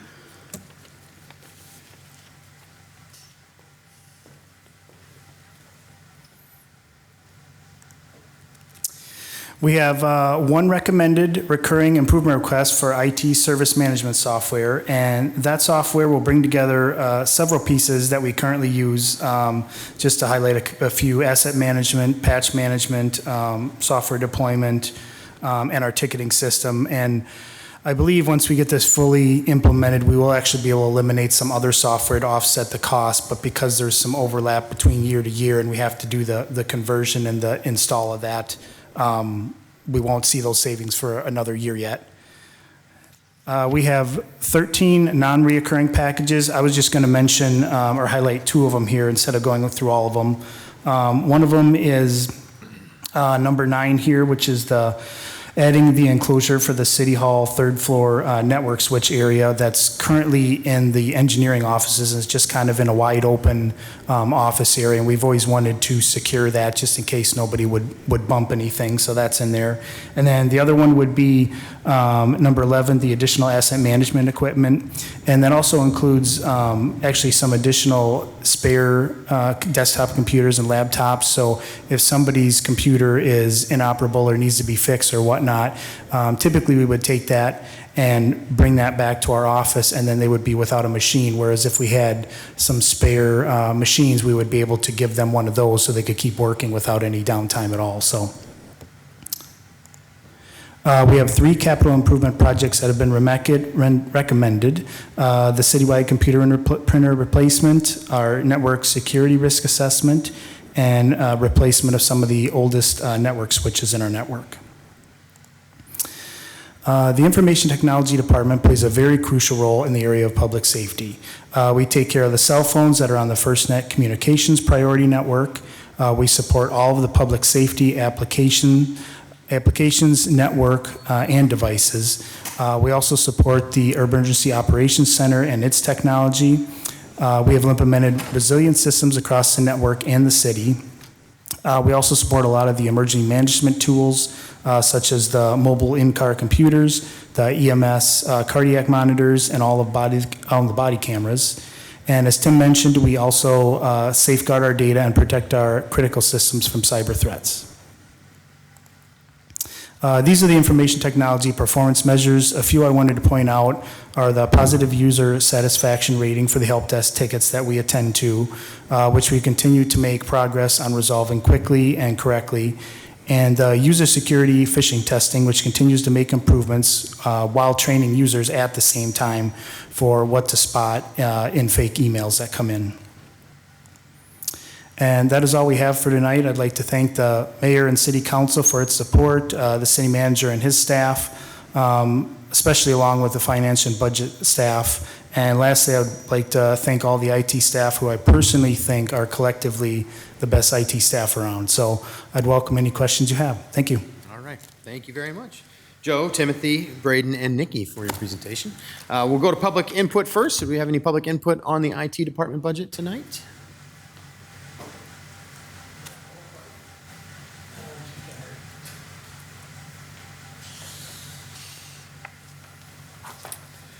Rob McDonald, 3399 Eagle Point Drive. Just quick follow-up to the discussion on the HR administrative overhead rate charges. So we understand that the enterprise funds cover 78% of the expenses of HR, which means they spend 78% of their time. I know there's no perfect formula, but that is so out of whack. So basically, you're saying 22% of the other time they spend is on 90% of the other people, because there's only 10% roughly in the enterprise funds. There's got to be a better way, because it's like throwing a dart at a board, but it's really, really high. It's really high. So sorry Mike wasn't here to hear that, but I'm sure Corey will pass that along. Thank you. Thank you, Rob, for your comments. Seeing no others here. Anybody virtually, Corey? All right, thank you much. All right, back to us then for any discussion. Yeah, Ms. Russell. Thanks. I have two questions. One, I was concerned when you talked about the discrepancy between the tipper carts and what people are paying. I was wondering when we might address that, and would the billing be retroactive, and does the budget reflect what we have now or what it's supposed to be? That's a great question, and I don't know the answers to those questions. I would assume, the Public Works Department is going to be going through and kind of right-sizing everything. So, identifying who's not paying the right amount for each cart right now, and probably saying, hey, you're paying for a 35, do you want a 35 or whatever. So, like I said, I can't answer that question directly because I'm not directly involved with it, but GIS was the way that they were able to figure out what those things were. Okay, I would answer that question with one word: expeditiously. Okay, good. I was going to say there's some urgency there to make that correction. Thank you. Mr. Mayor? Yeah, please. If I could just have one point of order. So the public should be very aware of this. I appreciate that, well, Mr. McDonald left, but he said something while I was in the back and said, I just wish Mr. Van Milligan was here to hear this. It's important the public knows that when one of the council members leave and go in the back, there's a speaker system in the back and a television. So they hear everything that happens, and they can also watch if they want to watch. So when they leave the room, anybody at this dais, they're not out of the loop on what's happening. Yeah, thanks for addressing that, Mike. I was going to do the same, but I appreciate that you mentioned that. Everybody has to get up every once in a while, so you have something to be able to listen to that back there. So thank you, Mike. Ms. Russell, please. Yes. Please. I have one other question, and I think it's something that I'd like to hold for separate discussion, and it was number 16 of 17, or I think it might have been number 12 on the slide. It's the gazebo for, I think, for the IT department. And it just kind of struck me because most of the improvement packages are about efficiency or safety or, clearly a training or something really important. And I'm not sure that this meets that. And so that would be something that I would put on the list for possible discussion. Thank you. All right. We'll come back to you at the end, if you don't mind. Okay. Ms. Weth. Yeah, I was just going to ask you to speak a bit to the citywide computer and printer replacement. Obviously, in years to come, I appreciate that you took it into FY 28 through 31. But on, everybody, I'm on slide 29 there. Just to maybe speak to what that process will look like. And obviously, we have to replace our technology. So, yeah, just interested to learn more. Joe Pregler, Chief Information Officer. Yeah, we currently have a regular computer replacement cycle because, obviously, after a while the computers tend to get slower, need to be replaced, and the longer we have warranties on them, the more expensive it is. So I think we're on a 5-year computer replacement cycle right now. So every 5 years, staff gets new computers. I believe the IT department, who tends to use theirs a little bit more aggressively, are on a 4-year replacement cycle, but most people are on that, and we go out for bid every year. We go to at least 3 vendors and try to find the best price. We do buy them in bulk, or we're going to start doing that to get the best price possible. And then we're hoping not to see too many large-scale price increases this year, but from what I've heard for like computer memory and things like that, I've been hearing that the price of that has been going up. But I believe the estimates we have in the budget right now have been more than enough to cover that. So. Super. Thank you. Yep. Mr. Resnick. Thank you. So my question to you is, one of the presenters mentioned that AI is a big benefit to the scammers. And I was hoping you could tell me how AI is a big benefit to our residents. I know it's very important in your department. Are you getting out to our other department managers and letting them know how they might be able to use AI in a positive way? I mean, some companies are trying to replace employees with AI. That's not what I'm asking about, but it might slow, if we take full advantage of AI. I'm not an expert, but maybe we can slow our growth of new employees because we can do things that we couldn't do before. Could you perhaps tell us what you're doing to talk to department managers about the benefits of AI, and what are the possibilities to help the efficiency of the city of Dubuque? Yeah, when we rolled out the initial 100 users for Copilot, we did a survey to all the department managers and said, give me your top 2, 3, 4 people in your department who would want to use AI. And we were able to use those 100 licenses to get to those people. A secondary thing we did is, in a perfect world, if we had unlimited licensing, how many licenses would you like to have? And that's where we came up with, I know one of the improvement packages is additional Copilot licenses, and I believe we had a count somewhere between 250 and 300 employees that department managers would feel like would benefit from the AI. Now, the AI task force and the power users group, what we've been seeing is a lot of the administrative support professionals are heavily using Copilot. We're definitely seeing use in, because Copilot and the paid version that we use is heavily integrated into all the Office products. So you can use it in Word, Excel, Outlook. I've personally used it to search emails faster. So instead of going through my Outlook and trying to search this or that, I can just type into Copilot, can you find me an email that has to do with this and this? And it always saves me time. So what we're trying to do is have these monthly Copilot power users meetings so we can come together and start giving each other ideas of tips and tricks we find, because some people use it more than others. I've always found it's a really, really good tool to combat writer's block. So if you start to maybe try to write a memo or trying to write something, it'll give you an initial framework that you can start from there, and then you can edit it after that. And to me, that saves a ton of time there. As far as the education piece, we're going to start doing monthly trainings with employees to try to keep it top of mind and how they can use it. We actually have, with one of the ERG groups coming up in May, we're going to be doing just like a intro to Copilot type of session, like a lunch and learn, to just, again, get it in front of people and keep it at the top of their mind. In addition, I know we're also going to the employee luncheon, and we're actually going to have, along with, they do a lot of the vendors and things, some of the employees, internal employees, can have tables there, and we're actually going to have a Copilot table there to, again, kind of keep that top of mind and to get people to keep thinking about that. But I would say Copilot and AI, and we do have some ChatGPT users as well that use it. I know like the WRRC uses it for actually mathematical calculations for their systems.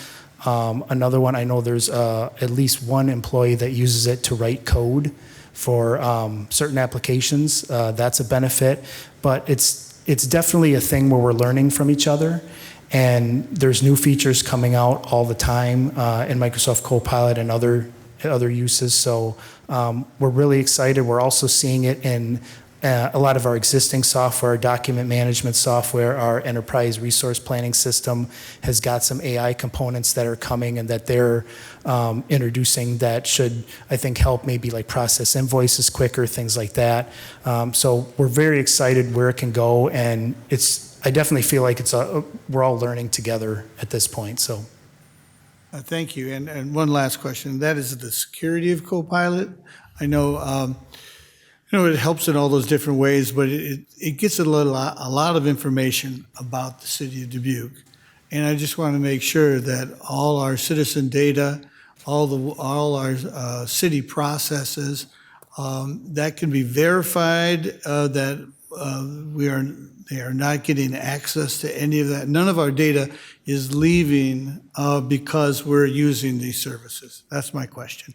And I know that your security guy is right there too. Yep. And one of the nice parts about the licensed version of Copilot, it does have like an enterprise grade data protection with it. And the government version of the Copilot licensing actually tends to be a little bit behind on features of the other versions, just because they do tend to have those security features in it.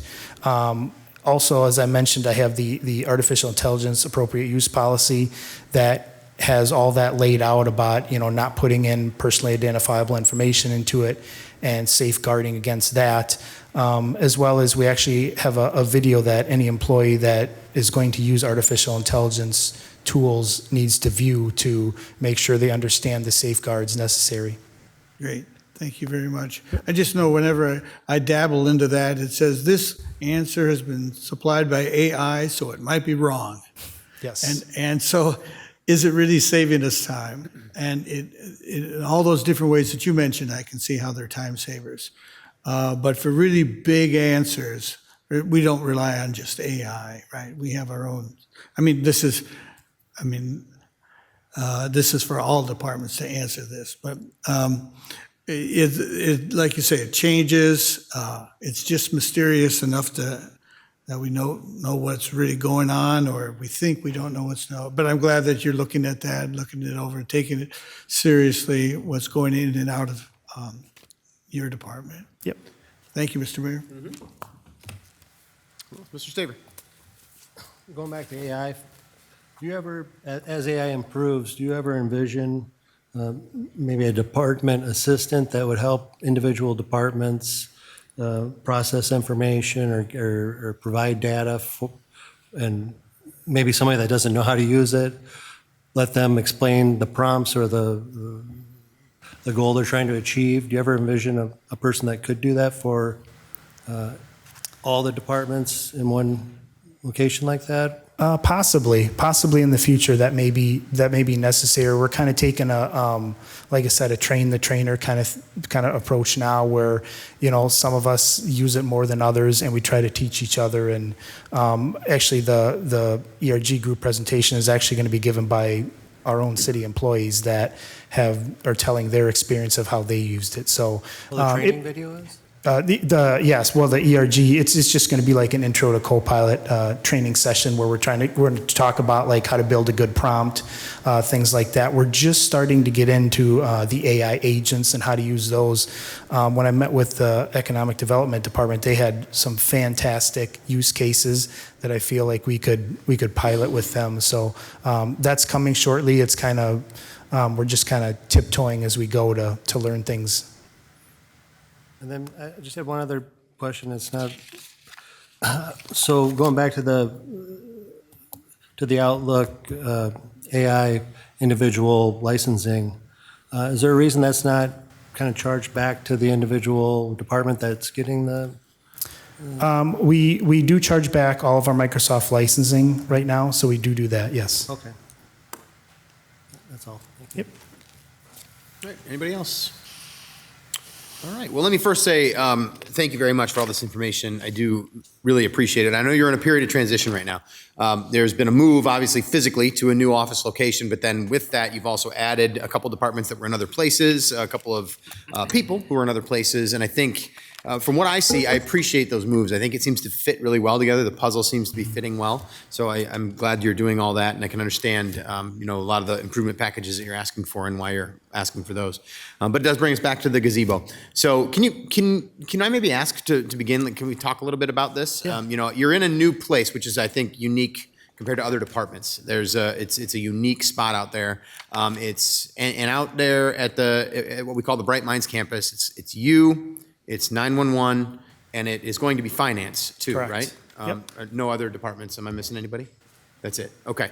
All right. So is it possible to just give us a little more information on this improvement package request? Yeah, because currently right now on it'd be the west side of the building, we get sun almost all day long. And I thought it would be nice for the employees to be able to occasionally take a break outside, work outside. So I was able to get actually Mr. Faisal from the Parks Department to drop off picnic tables for us. They had extra picnic tables, didn't cost anything, so he was glad to do that. And some of the staff were like, boy, it would be nice to work outside occasionally, but it's just really, really sunny out there. So we all came together and thought maybe this would be a nice thing to ask for outside. And the nice part about my department is I have a lot of very, very long-term tenured employees that have been there a while. And I think they stay in the IT department because they enjoy working for the IT department. So I just thought that this would be, certainly a nice, amenity, I would say, to complement the new space we're in. So Sure. Yep. Absolutely. Yeah. Mike, can I ask your thoughts on this? I mean, you are saying yes to this one and approving it, I believe. Yeah, you are. So. Yes, good. so, we try and recognize that employees have, needs also. It'd be great if you could say, hey, you're here for 9 hours with your hour lunch, and we expect you to keep your nose to the grindstone and just keep looking at your computer or whatever it is, but that's just not realistic. And people get breaks, they get to take lunch, things like that, and we just try and create an atmosphere that contributes to their brain health while they're working for us, and quite frankly, makes us a better place to work. Then people want to come here, they want to stay here. Employee recruitment and retention has been a city council priority for several years. I can give you another example of what we did when we remodeled the Multicultural Family Center second floor. You might remember the second floor has been vacant for years. But we needed some office space, so we remodeled that space, and when we did that, there was still a substantial amount of flat roof over the rest of the building, so we created a door and a little deck outside that door. So employees, they can go out on that deck, get some fresh air, sit down, eat their lunch, take their break, whatever it happens to be. So we thought $5,000 was a reasonable investment in a reaction to this employee request. And it's finance and it's information technology, but also our 911 communications people would have access to it if they chose to. So I think it's a good brain health and employee recruitment and retention investment for $5,000. I can understand if it doesn't happen, but that was my logic for recommending it. Got it. Question on that.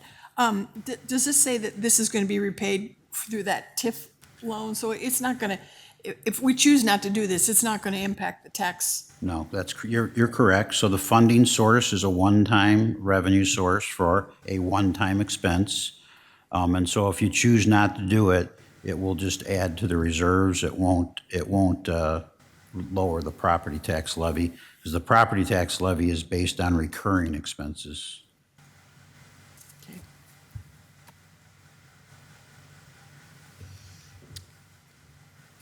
Ms. Wethel. Oh, please, Mr. Selly, you still have the floor. You were thinking. You're good? Okay. Yeah, Ms. Wethel, please. Thank you for bringing this forward for us to discuss. I think it's a fair conversation to have. Another thing is, Mr. Van Milligan was speaking, I thought about the transition of where IT was, where they are now. I don't know, a funeral home in the middle of downtown in the heart of Dubuque, compared to out west, which is a beautiful facility and modern, and the basement won't flood. So there's that. But it's a different setting for employees to have. And my head goes to the place of when you have 30 minutes, before maybe IT employees were able to go for a walk in downtown. And, there's a path out there that they could do that too, but it's, there's not really a place, it's such a shift from where IT was and where they are. And I think for the better overall, but I can appreciate why this would be something that you desire for employees to be able to just find peace in the middle of their day. So I appreciate you bringing it forward, but I'd be interested to hear what everyone thinks. Mr. Resnick. Mr. Mayor, are we talking about whether or not we would like to hold this back? Is that the? More or less, yeah. Okay, well then I'll weigh in and I'll say I remember going to teach at a college instead of high school, and I walked in, it's like air conditioning, amazing. And then after a few months of that, it's like I go outside and say, oh, wouldn't it be nice to just have some natural? So I think it's important to have a difference between the manufactured air that comes into your office all day and just get outside for a little bit. So I think this is a very reasonable ask, and I wouldn't want to hold this back any more than I'm glad we're talking about it. But I think this is a really good idea for our staff. Thank you. Thanks, Mr. Resnick. Anybody else want to weigh in, Mr. Sprank? I'm fine with keeping it in the budget right now. Okay. All right. Ms. Wethel? Just one other thing to add that I thought of too. A lot of IT folks can work from home. They could easily find a job where they could work from home. Yes. So trying to create that space where they can work collaboratively and entice them to stay and come work for the city of Dubuque. I can appreciate it's a unique, well, anymore, a lot of folks can work from home. So another reason to, that this is a workforce that's maybe specialized in needing to entice them. Yes, I appreciate it. Anyone else? Mr. Staver? Does your current ID or have the ability to work from home, or is Yes. Yes. Yes. So that your department can work from home if they so choose. Some do, yeah. All right. Well, anything further on this item? Anybody want to do anything formal here? Ms. Roussel, I'll throw it back to you, or? Well, I appreciate the discussion. I appreciate the funding source and the unique opportunity, and also the fact that this isn't unique, that other employees do have this type of an opportunity. And so for this small amount, it makes sense to go ahead. All right. Thank you for the Ms. Roussel. discussion. Okay. All right. Well, I think that brings us to the end of the IT presentation then. So thank you, Joe, again, for everything. We appreciate it. All right. We'll move on next to communications.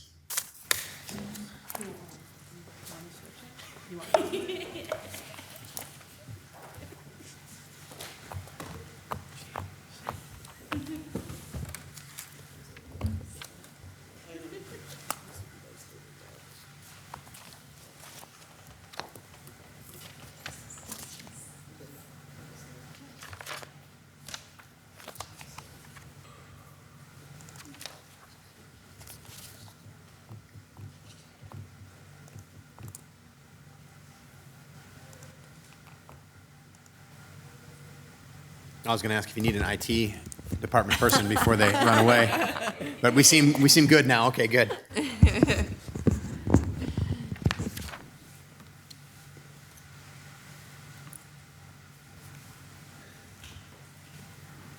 They're all ready.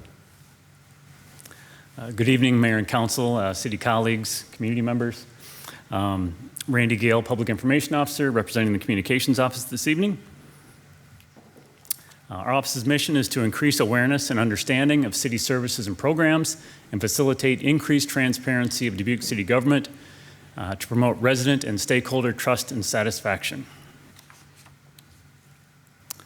This communications office is primarily an internal services department. We serve all Dubuque residents and stakeholders by supporting all city departments and divisions with their communications and marketing needs. As you can see, those are our primary activities. However, we also do all the things. So I'm not going to read all these, but this is a semi-comprehensive list of all the things we do. We enjoy the variety in the work we do in supporting all departments from the airport to the Water and Resource Recovery Center, with the exception of the library, which has dedicated marketing and communication staff.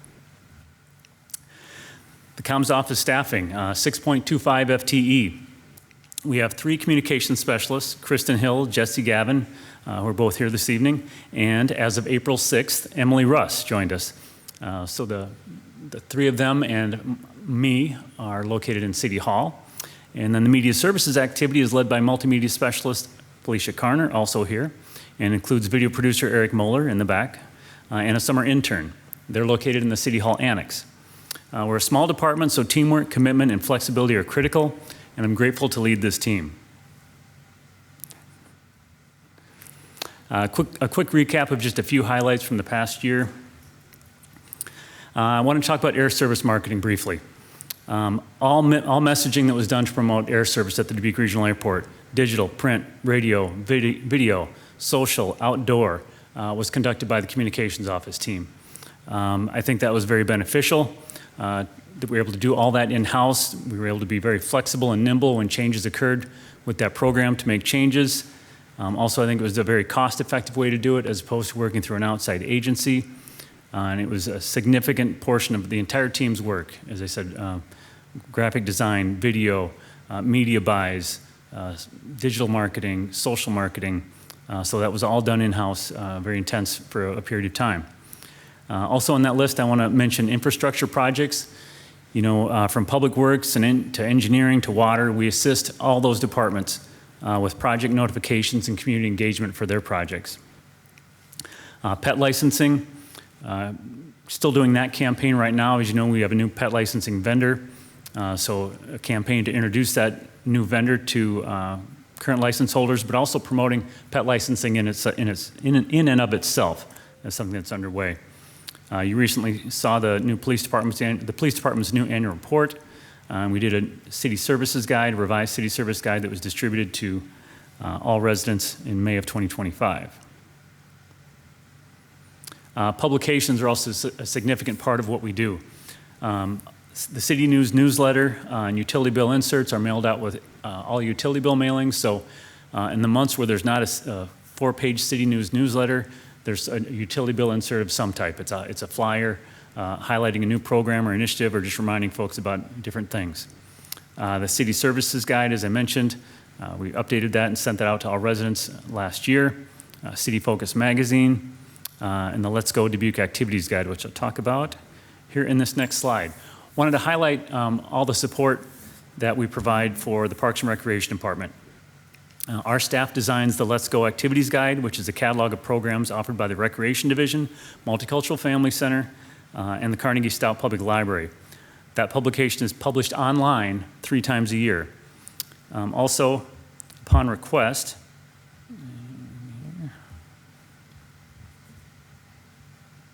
dramatic pause. Upon request, we assist the department with promoting the recreation programs on social media through email marketing. We also create all the flyers, social media graphics, and, sorry, I'm having some mouse problems here. Where's IT, right?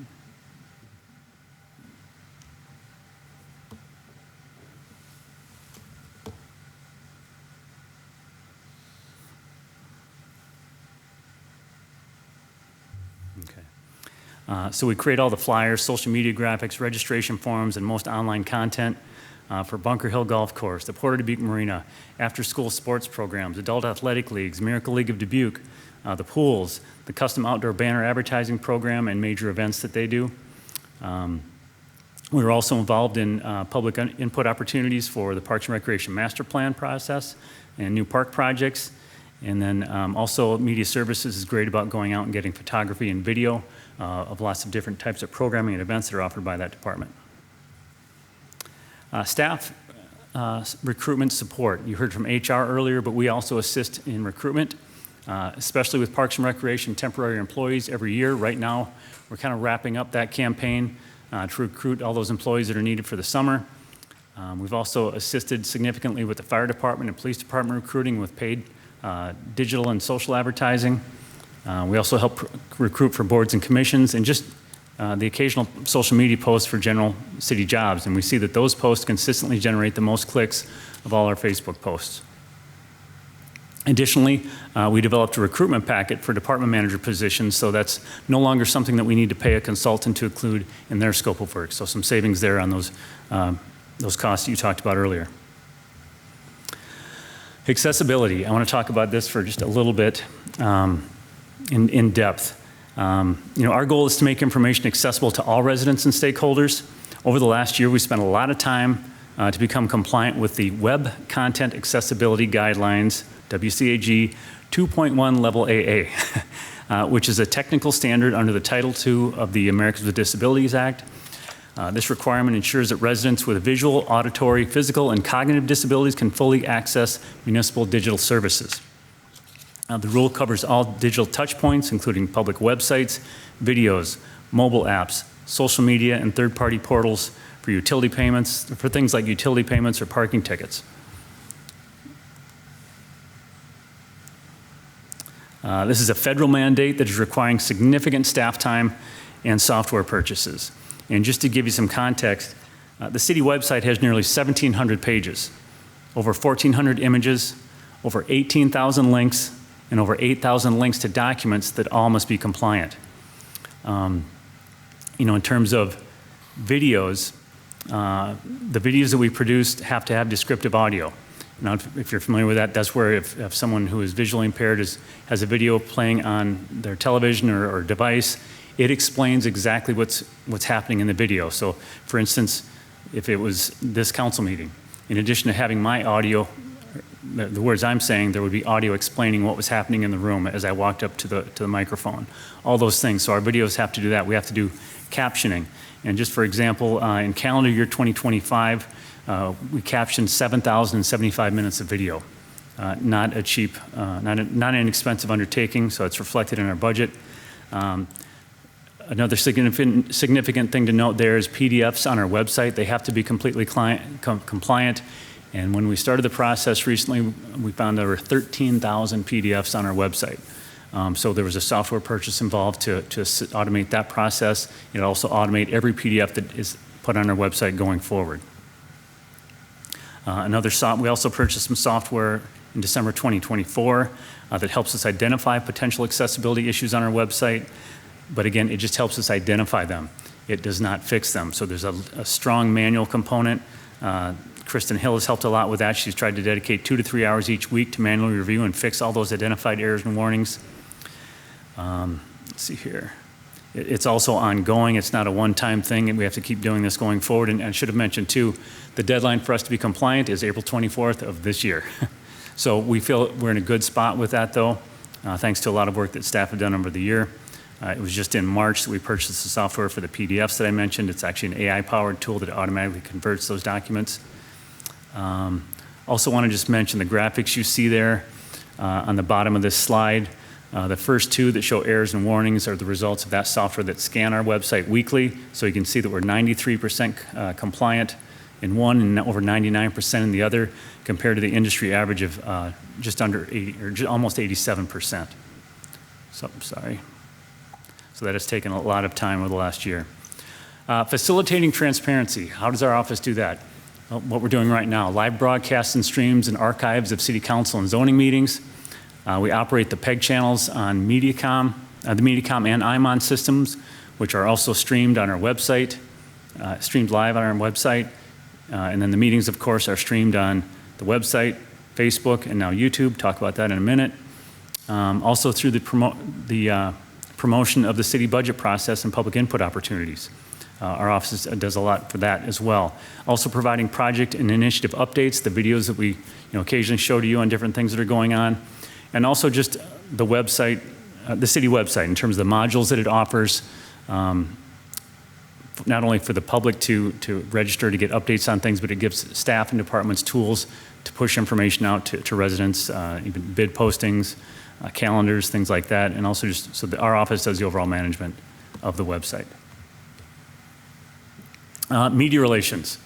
In the last 12 months, we've sent out over 180 news releases.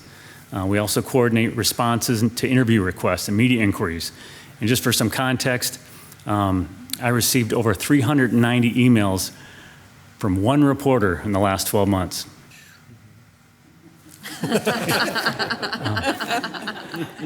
Just for context.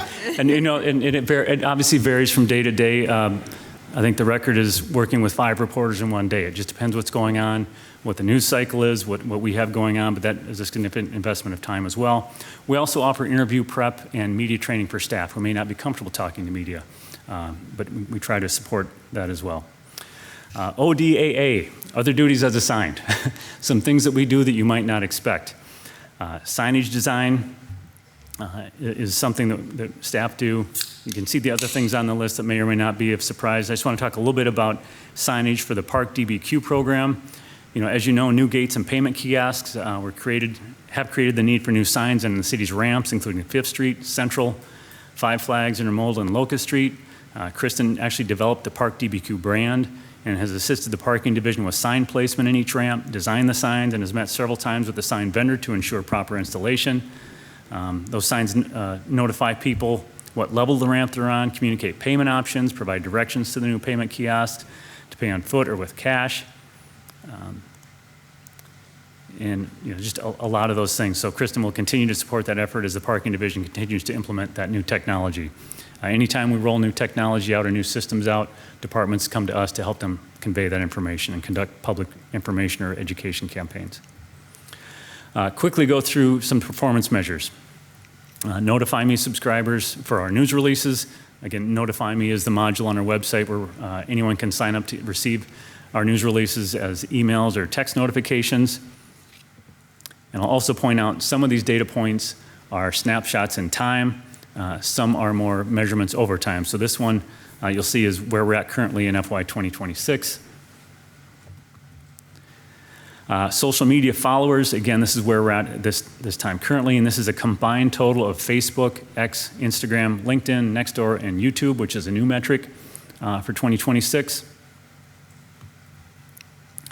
I thought this was an interesting pie chart you might like to see. It shows the distribution of our social media followers. And for some reason, I'm missing a couple. They disappeared. Okay. The legend there on the right, somehow lost a couple of those. But I can tell you that Facebook is the largest. The next one at 12,642 is Nextdoor.com. Then LinkedIn. And then the next one is the blue one? X. Thank you. Oh, there it is. Oh, I'm sorry. They got shifted to the side. Okay. X. They're still there. They were no longer stacked. All right. Okay. Our social media reach. Again, doing a 12-month comparison here. That's why you'll see the column on the right is for calendar year 2025. Again, a combined total of those different platforms. Engagement, another metric to look at. A nice jump there over the 2 12-month periods. YouTube video views. We've had a YouTube channel for a while, just in January, I believe. Definitely, yeah, January, right there on the screen. We launched a live stream of city council meetings. And so you can see that just in the first quarter, we had over 10,600 views, including 658 live stream views. So we're seeing, you know, we're trying to be where people are. You know, we have people who watch our live streams on Facebook. I can see that each night to see how many people are watching at a certain time. And now it's available on YouTube as well. We'll talk about website for a little bit. Homepage views. You know, these numbers vary, as you can see. A question might come up, you know, why is there a drop from last year, fiscal year 2025 to calendar year 2025? It could be a couple different things. It depends. Do people have more reasons to come to our page one year to the other? Also, we use QR codes so people don't have to start at our index page. We also market direct URLs or redirects so that people don't have to navigate from the index page. So not a concern there, though. An example would be although the promotion we did for public input for the budget process featured the direct URL for the FY27 budget webpage, which is cityofdubuque.org/FY 2027 budget. So that way people can just type that in or click on a link. Total page views for our website, 1.6 million, 1.64 million. I thought you might like to see the top 20 pages on our site that are visited in calendar year 2025. Of course, you'd expect the home page to be number 1 and the search page to be number 2. Utility billing is always there at the top. Again, we realize it, and you notice a significant drop between number 3 and number 4 in terms of views. So a lot of people come to our website to make transactions. And it's encouraging to see that number four is join our team, so where people are applying for city jobs. I want to do a shout out to our Cable TV Commission, Jennifer Tigas, Ron Tigas, Pauline Maloney, Georgina Guerrero Galvan, and Tom Eckerman. We appreciate their service in assisting us with largely with the PEG equipment grant program. That commission meets on an as-needed basis. So they provide funding recommendations to you, the council, for PEG equipment grant programs. And I apologize, PEG is Public Education and Government Access Channels. And Felicia is currently entrenched, I'll use that word, entrenched in facilitating or coordinating the grants that have been approved and getting that equipment ordered for those projects. We have 3 community projects that were recommended for funding for a total of over $20,000. In channel operators, there are 3 channel operators, the city, Loras College, and Dubuque Community School District, working on those grants for over $100,000 for equipment. These are equipment grants. And across the bottom of the screen, you can see some thumbnails from some video projects that were created through the grant program. And just, let's see, in 2025, we had 8 total requests for over 67,000. And in 2026, nearly 123 recommended so far, 123,000. Current initiatives, as I mentioned, the website content accessibility guidelines compliance, that is ongoing, definitely, and the Community PEG Grant Awards. As I also mentioned, we're wrapping up the temporary parks and recreation employees recruitment. You'll soon be seeing the fire department's annual report. It's much longer than the police department's report, but that will be coming out soon. And of course, we're going to be heavily involved, or are heavily involved in the RAGBRAI public information campaign, making sure that residents are aware of what to expect those 2 weekends when RAGBRAI is going to be in the community, particularly that second weekend with traffic impacts. So we want to make sure that not only the RAGBRAI riders and support people have a good experience, but also our own residents know what to expect and can be prepared. Also, we're working closely with Public Works and the Dubuque Metropolitan Area Solid Waste Agency on a communication campaign related to proper setouts, kind of an ongoing challenge there to inform residents on how to put those tipper carts out properly. Future initiatives, website contract consolidation. I bring that up because it is something that resulted in significant savings for the Solid Waste Agency and the airport. So we have the city's vendor for the website is the same vendor that the airport and the Solid Waste Agency use. And by consolidating those 3 contracts, for the Solid Waste Agency on an amortized basis, this new plan reduces their annual website hosting costs by approximately $9,100 per year over 5 years. So that's cost effective within a year. The airport, they're saving over $2,200 per year. That's cost effective in 3 to 4 years because as part of this consolidation process, we have to do a restructure or redesign of those 2 sites. They have to be brought under the city's website designer structure. So there's an implementation cost of over $6,000 per site. So that's why it takes a little bit longer for the airport to be to realize those savings, but a very well worth process. Also, we hope to implement an AI chatbot for the website. That was an improvement package in last year's budget, so there's funding in the current fiscal year. Hope to pursue that in the near future, see what options are out there. If you heard AI talked about significantly in the last presentation, so it's something we're looking into as well. Website accessibility navigation. You know, I talked before about the federal requirements for accessibility for people with visual or audio impairments or hearing impairments. But it's also, accessibility is also about having a clean website that is not, overpopulated with outdated information. I talked about the 13,000 PDFs. So we're also working with departments to help them pare down the number of PDFs that they have on our website. Some of those things may be outdated.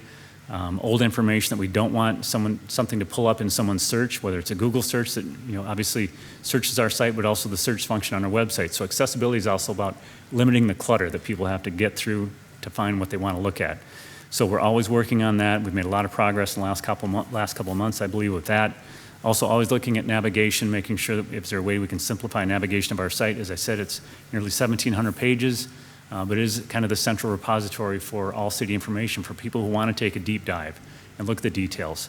We use social media and publications to catch people's interest or to get that summary information out there. But then if you look at most of everything we put out, almost has a link to our site where there's that deep, those details if they want to take a look. Publication, we hope to do 2 publications this year, an annual report, hopefully in a City Focus magazine. And also, we are very much due for an update to the broadcast system here in the council chambers. It's been quite a while. Thankfully, that will be funded through the PEG equipment grant. That's exactly what those funds are for, so that will not show up in the budget other than just showing how the funds are used. So we hope to start that process this year as well. Here's the property tax support request.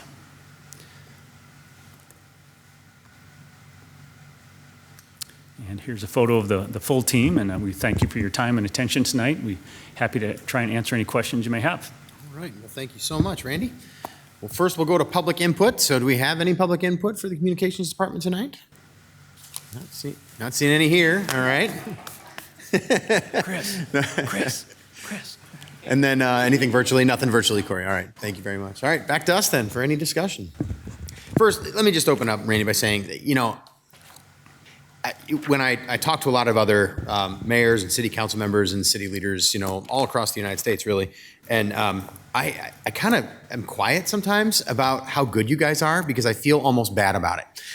You're just incredible. I mean, it's the work you do with the team you have, it's absolutely incredible. And I happen to work with you a little more frequently in my role than some other departments. So I probably get a little more of a view of that. And I know we have a lot of incredible departments that do things, but the way that you are able to explain things and to do it visually and do it everywhere, I think is so helpful for people to be able to see. There's a tool that Chief Financial Officer Jenny Larson created that she's going to talk about in her budget presentation next, that you then posted on the website for everybody. And I understand that you were very instrumental in making that work on there. So thank you very much for your work and the things that you do, and keep it up. And please don't anybody go anywhere. Just keep, stick around. It's a great gig and we love having you. So it's really good work. I'm going to start with one question, and then I think it's the only one I have. How much money did the federal government give to us for the website content accessibility guidelines that are due in April? Let me calculate that in my head. 0. So we got $0 from the federal government for the mandate that they gave to us that had to be done by a certain time. That is a worthwhile mandate and a very, very good thing. We want our website to be as accessible to everybody as possible. So I'm glad that there are tools created that you can go out and purchase, and the work that you do several hours a week to be able to make that happen. It's very important. We want to make sure it's done. But it's another example of one of these mandates that we have, time and money spent, that we get $0 to be able to go and do. So thank you for providing that example, and thanks for doing all that work. All right. Discussion. Mr. Saber. Yeah, I would just kind of second everything Brad said. I'm super impressed by the quality of your work, the artistic approach, the balance of your design and the delivery of the information is, incredible. I mean, it's really high level in my opinion. And the website's got to be an incredible challenge with that much information, and there's no good way to deliver that much information, but you guys make it work, and that's equally as impressive. And kind of what Brad was saying about these compliance requirements. I guess the only question, sort of a question, is that going to change the types of, or limit the types of content you deliver, just knowing that in the back of the head that I have to add all this extra layers to it? I think that's the best way to describe it. I don't think it will limit what we do. It certainly gives us pause, maybe, particularly when it comes to video. I'm making sure that Felicia agrees with me. The website, and that's fairly straightforward, but the videos, in the website, we feel good about where we're at right now. The videos, we feel good about the process we've identified. We hope to implement it here this month. Felicia's done a lot of research about that, and cities across the country and the work that she's done and found are struggling to figure out how to implement these things. So I don't think it will limit what we do, but it will certainly make us think, okay, this is a great idea, this is awesome. How are we going to make it compliant, though, so everyone can see it? And I guess on the compliance part of it, do they grade you? I mean, how do they, what's the metric there, I guess? It is unknown. Yeah, okay. And in fact, we've been working really hard to be compliant by this deadline, which is coming right up. And just, was it last week? Yeah. Last week we heard that there are now discussions about people are scrambling. Is it National League of Cities or some organizations are trying to get extensions from the federal government on that deadline. So we're in a good spot, but it also makes you think, well, maybe we shouldn't have worked so hard at this if it's going to get bumped. But no, it's just a lot of unknowns because this is something that was, implemented in a previous administration, and so it's one of those things that we don't know what it's going to be like. So most ADA compliance is through the court system. So the federal government does not usually have an enforcement mechanism. They depend on the public, somebody who can't get access or doesn't think it's done right, to go into court and suing you. So it can get very expensive. And in the past, some of these type of regulations are kind of law firms that specialize in doing just that at a large scale. So that's why it's important that we are prepared. Well, thank you. Yep. Ms. Weth? I just wanted to go in your packet, page 52, under supplies and services, number 7. It talks about the software licenses, and you have over a $100,000 reduction, or 56% reduction from FY26 to FY27. And it looks like very specific ones maybe are not costing us to have them this year. I just was wondering if we don't use those anymore, No, if it's every other year. Yeah, it's very simple. If you recall, previously GIS was part of the communications office, and those reductions are directly GIS software that went from communications to IT. So I wish I could say it was cost savings. Right. It's just cost shifting. Well, and I guess I knew it about the employees. I didn't go into that, but okay. Okay, thanks for the explanation. Mr. Resnick? Thank you. So how do, there's a dizzying number of departments as far as on the phone, who do they call? And so I just want, how do residents communicate with the city? I just AI'd that, and it said residents communicate through a mixture of digital and traditional messaging, including city websites, mobile apps, email, social media, and in-person attendance at public meetings. But how about call? Who? Because there's nothing like a human voice on the other side to really listen to their concerns and then point them in the right direction. How do residents communicate with us? I think if you look up Google for the city of Dubuque, I think it lists the city clerk's office, 589-4100. Also, I get a fair number of just calls for residents when they don't know what department they're trying to reach. That was much more frequent when the telephone companies provided phone books. And if at that time, if you look up the city of Dubuque in that blue government section and public information was there, that's what we were for a long time. I got a lot of just random calls, and then I was able to direct people to the appropriate department. But that has cut back. But short answer to your question, the city clerk's office is the general number. So we publicize that, direct them to call the city clerk's office. When it has to be one number, yes. But a lot of what we do, if you look at a city newsletter, it's going to have the direct line to the appropriate department for that program that's featured. So most of what we do takes people directly to the appropriate department. I just remember the personal frustration I had. I didn't know who to talk to, back in the day, and when they had telephone books. and there was a whole list, a whole column of departments, and it kind of was like that. But I'm just hoping that citizens who still use the phone and like to talk to somebody know that it's the city clerk's office that they should call. It's not like I'm looking for them to be busier, because they're busy as well. But I'm just hoping that we let people know, because it's just when they're so frustrated, they don't know who to call.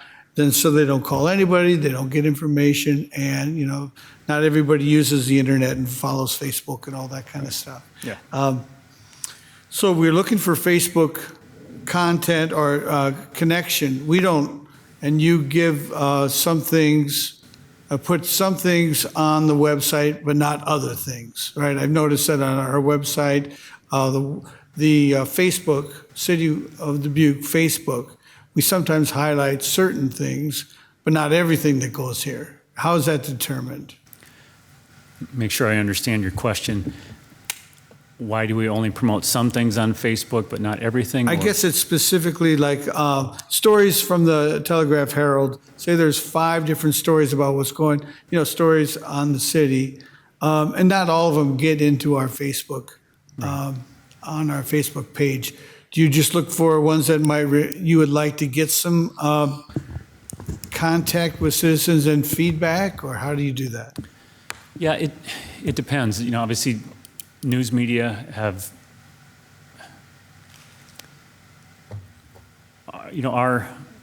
our goals may be to publicize specific programs, initiatives, making sure residents are aware of these things.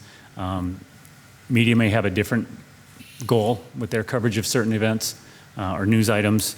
So typically ours is very intentional, what we're going to put online. And when we do have programs and services, things that we want to inform residents about, we're going to look at all those available platforms that we have. Certain programs we might only put on Instagram. Certain things are going to be all across all our platforms. For instance, if we do a news release, it's going to go out as a notify me to about 1,100 people. They're either going to get an email or a text notification about that. We're going to post it as a news flash on the index page of our website. We're going to post it to Facebook, probably Nextdoor, possibly X, and maybe do something related on Instagram. So that's one example where, but also then looking at more marketing programs or advertising. If it's a paid promotion, if we're going to do digital marketing for something, we're going to look at exactly, well, who's the target audience for this program? An example might be the Age in Place grant program. We're not going to do a heavy Instagram campaign for the Age in Place program. We're going to look at local publications that might cater to that target audience.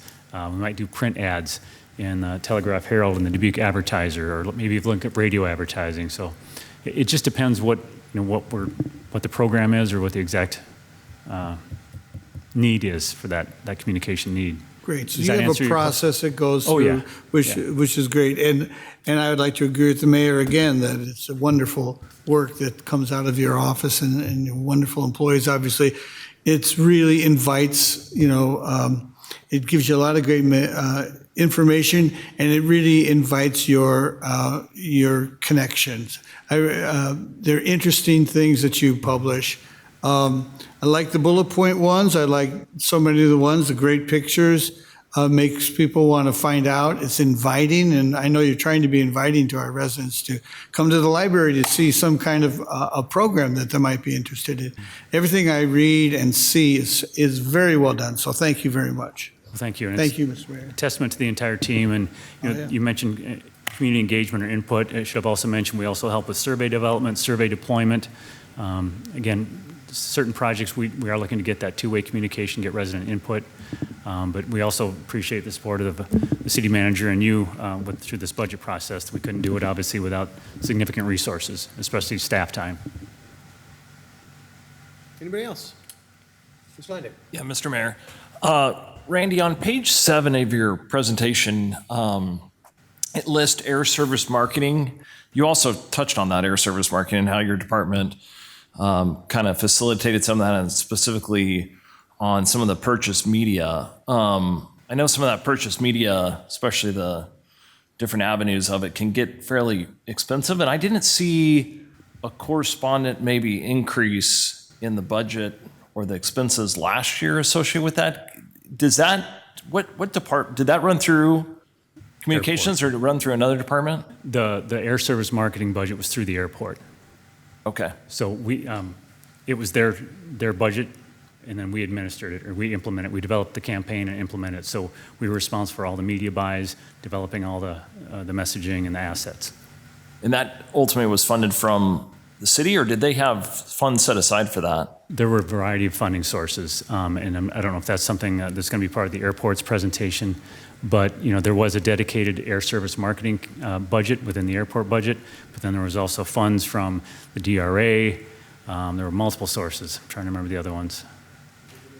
Dubuque Initiatives gave a significant contribution to that. We had local advertisers that stepped up with in-kind contributions or matches. So there was a variety of sources. Okay. If you'd like additional details on that, I'd be happy to put it together. I'll wait till the airport, Okay. Mark, budget presentation. I appreciate that, though. And part of my question was, hopefully we get to talk about air service and marketing air service here soon at some point. So that was where I was just curious on where those were actually flowing through. So thank you. Yep. Mr. Sprint. Randy, as I like to say, I really appreciate how I've worked with your office directly when I was mayor pro tem. I had to write a speech. You gave me something. I kind of used it as a template, which was appreciative, so you made me sound good. And then you took pictures, so you made me look good. So thank you for doing that. Because it wasn't tough. Well, I don't know, but still, it's the thought. Because marketing is complicated because we want to get so much complicated information out there, and sometimes you boil it down where it's literally a boil warning that people need to know, hey, don't drink the water because something's going on for a little while.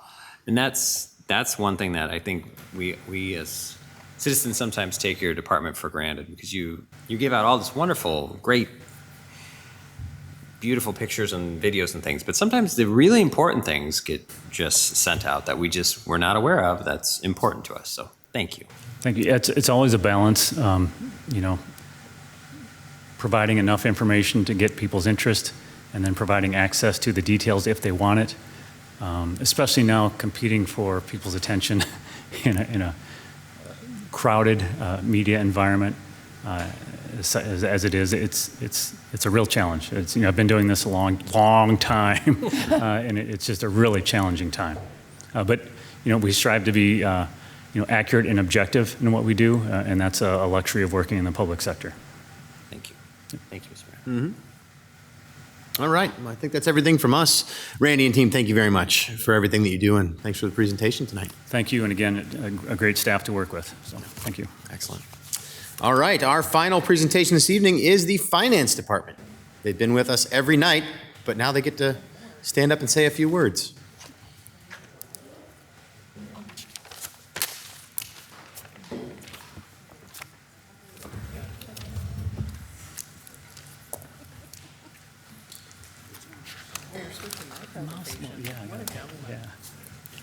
If I can get the mouse to work. I can't get the mouse Did to you work. give up? Yeah. Thank you.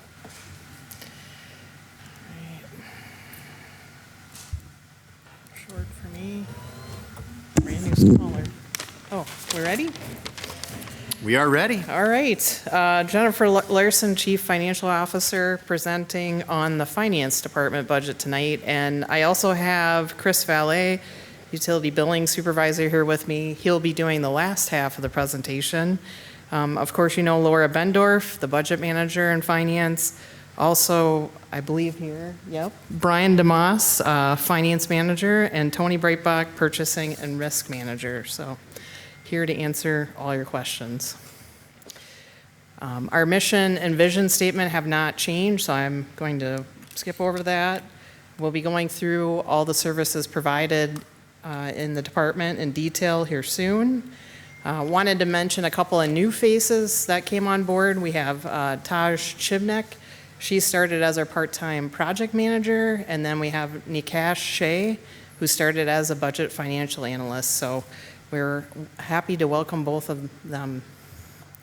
This is our current organization chart. It includes the recently approved safety interns, so 2 interns at 0.4 FTEs each. So this is current. And then I'm going to take a minute to read a statement in lieu of reading our mission statement. So this is a great slide of almost everyone in our department. We're just missing 2 interns, Michaela Bauer and Alexa Jager, but otherwise it's everyone, all the great people that I get to work with. So in the finance department, we are more than government employees behind policies, systems, and spreadsheets. We are members of the Dubuque community, parents, grandparents, neighbors, volunteers, and service users who rely on the same streets, utilities programs, and services that our work helps sustain. Every day, we serve as stewards of taxpayer dollars, upholding the integrity of the city's financial policies and Iowa State Code with care, diligence, and respect for the people who trust us to get it right. We strive to make every dollar count through award-winning financial management, transparent reporting, and a commitment to long-term stability for our community. But our work goes beyond compliance. We are forward-thinking problem solvers who embrace new technology, improve processes, and continually build our own skills so we can better support every department across the city, whether implementing new software, creating tools that make information more accessible, or helping staff understand the financial impacts of their decisions. We are partners in delivering excellent public service. This is who we are, people dedicated to ensuring Dubuque's financial strength today while creating opportunities for tomorrow. We are proud to serve our community because we are a part of it. And I think the one thing missing here is we're also very passionate about our work, so I would add that. As part of the finance department, we also have an investment and cash management oversight advisory commission, and I'm happy to say that all of the spots are full. So we have 5 representatives: Gary Rudin, Molly Velasky, Daniel Garza, Lucian Passian, and Daniel Scott. So this committee helps review the actions and decisions of not only the city's investments, but also our cash management. So they're reviewing those practices, making sure everything's in compliance with our investment policy and with the contracts that we have in place. Our property tax support request this year is $11.20 to the average homeowner.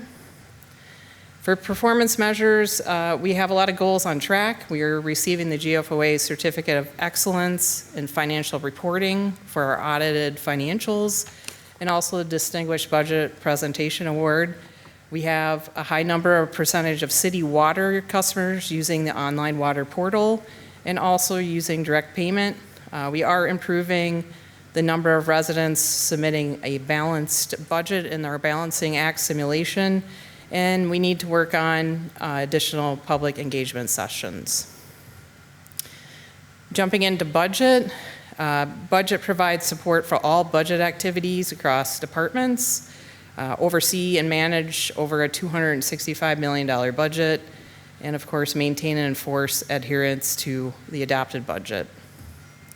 We do have online tools available. We have Open Budget, Balancing Act, Taxpayer Receipt. All these are available on the city's website.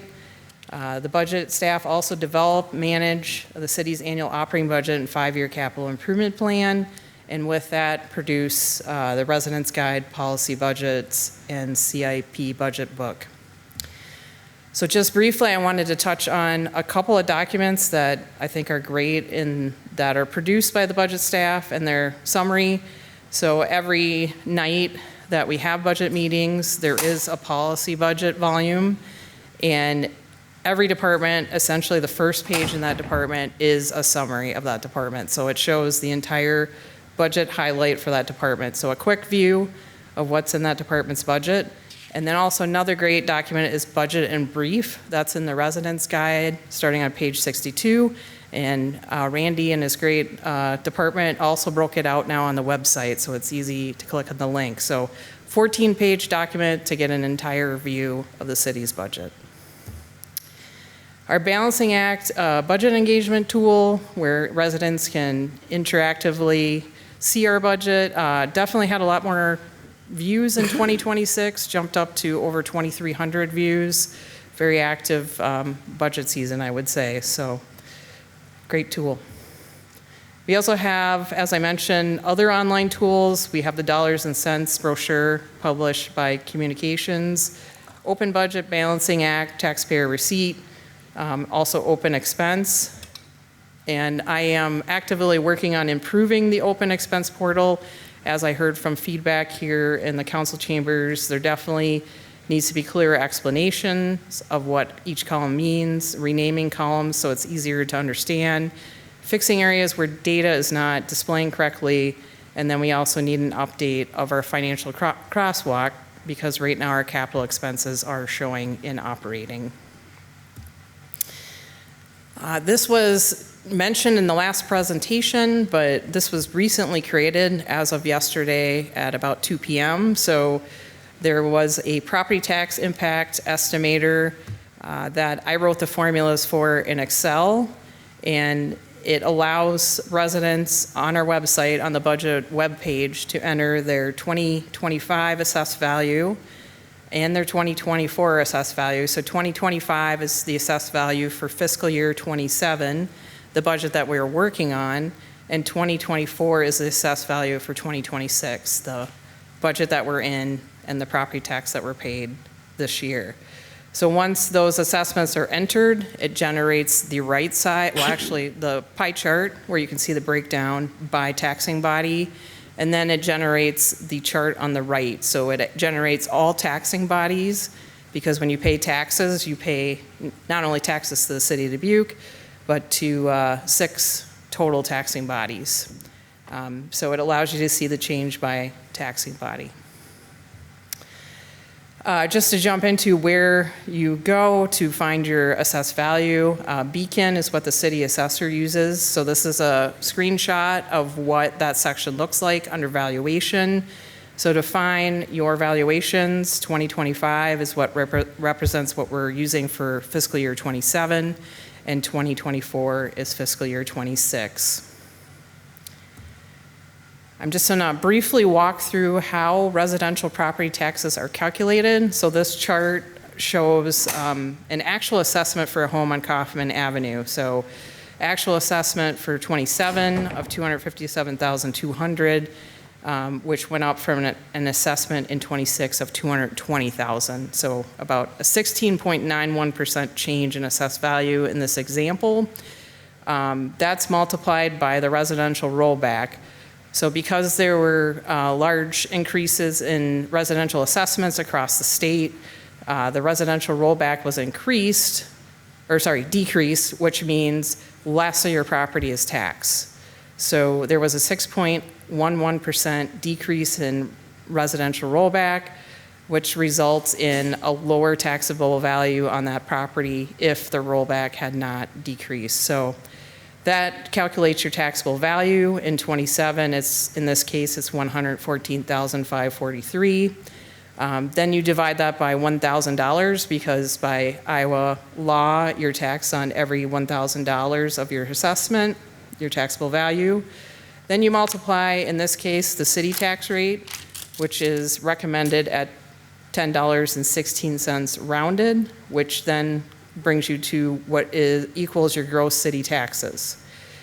And then the homestead credit is applied. So for everyone, that's the first $4,850 of your valuation divided by 1,000, so $4.85. And then you would multiply that by, in this case, the city's recommended tax rate, and that equals your 27 homestead credit of $49.30 for the city portion. So then you'd add that to your gross city tax amount of $1,164, and that brings you to your net city taxes that you would pay if this recommendation passed of $1,114.98 for this example. These are our proposed 27 utility fee increases. So water and sanitary sewer are based on 3,200 gallons per month, and that's the average residential user with a 5/8" water meter.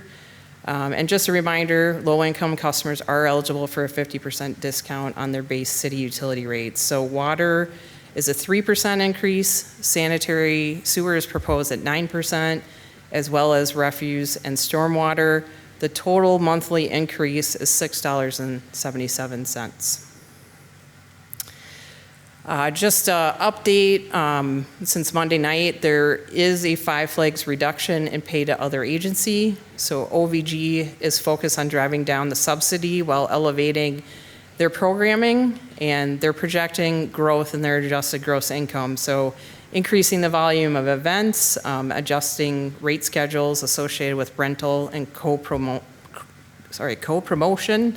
So their target is to exceed 1 million in gross income in the first 5 years. Our 27 recommended budget included a subsidy of $1,294,877.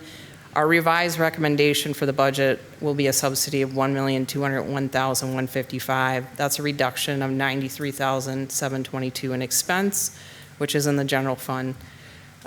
So I'll quickly go through what that tax impact looks like. It would lower the tax rate from $10.16 to $10.13. So instead of being a 10-cent increase, it's a 7-cent increase. Our property tax asking would go down by that savings.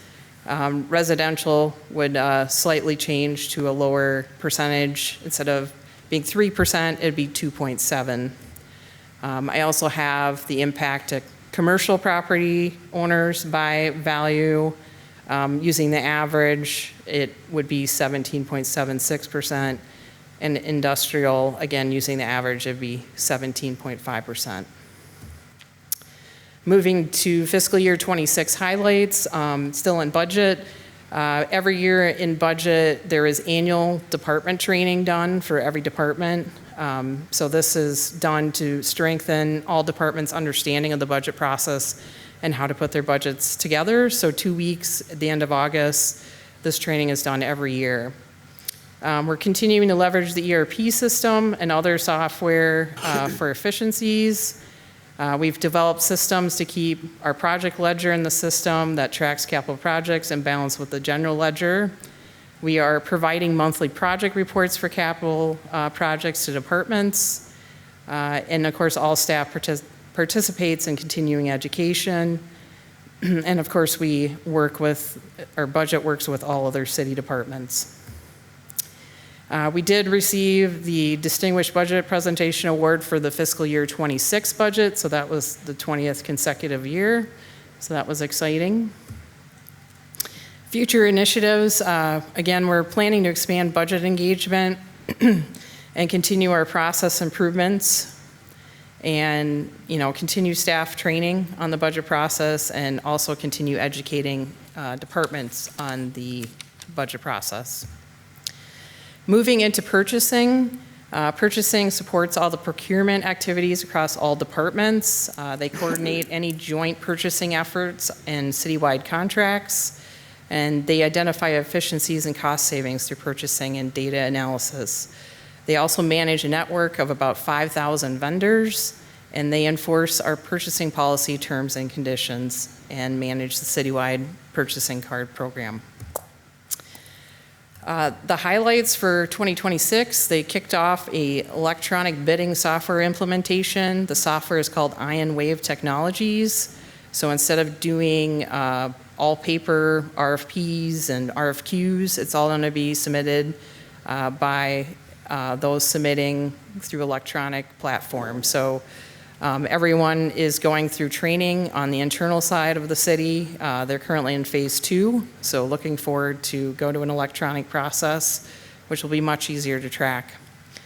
They also established new city contractual and agreement templates, streamlined the procurement process across departments. We do receive purchasing card and virtual card rebates revenue, so in the past year that rebate was $109,000, which is included in the general fund budget. Risk management, they're identifying, assessing, and managing risk and safety within departments. They partner with city legal and human resources, focusing on workplace and employee safety, liability and property, insurance claims, restitution, billing, emergency preparedness, compliance regulation, and training. And they also promote proactive approaches to hazard identification, injury prevention, and risk management, all to help create a safer work environment for all. So thanks to your commitment and dedication to safety, alongside the efforts of all city employees and management, we were able to reduce workers' compensation modification factor, also known as MOD, from a high of 1.3 to 0.85. That's a remarkable 65% improvement. The MOD rating is what insurance companies use to evaluate safety performance compared to similar organizations. A MOD of 1 is average, so anything lower than that reflects fewer and less workplace injuries, stronger safety practices, and it results in substantially reduced workers' compensation costs. So to take you through what that savings looks like for the general workers' compensation, our actual fiscal year 25 expense based on a mod factor of 1.3 was $799,615. In 26, we budgeted $895,450, and our pending audit for fiscal year 26 expense based on a lowered mod factor of 1.15 is $756,759. And then our budgeted fiscal year 27 expense based on a mod factor of 0.85 is $558,487. So substantially reduced cost. Our 26 actual budget savings due to that lower mod is $138,691, and then our estimated savings in 27 due to the lower mod is $198,272. Again, 27 is included in the general fund budget in this case. Finance at a glance, of course, we're maintaining and recommending financial policies. We're managing cash of over $150 million. We have the responsibility of debt management, so not only issuing debt, but also paying semi-annual debt payments. We do the general accounting for all city operations, bi-weekly payroll for over 850 employees, growing to over 1,000 during the summer. We do weekly vendor payments. We provide grant accounting assistance and monitoring of all city grants. We do accounts receivable management, and we handle the auditing and reporting of the city's financials. We also work on legislative concerns. Of course, in this legislative session, there is proposed property tax legislation, so I've been busy projecting the impact of that. We also evaluate any administrative policy and tariff impacts on purchase of goods and monitor grant issues and developments. Just a note on what historical legislative action impacts have looked like since 2003 through 2023. It totals almost $10 million based on everything from state shared revenues going away to initial property tax reform happening all the way up to 2023. The highlights in finance, we had enhanced oversight of city investments. We had earnings of over $5.1 million to date based on that.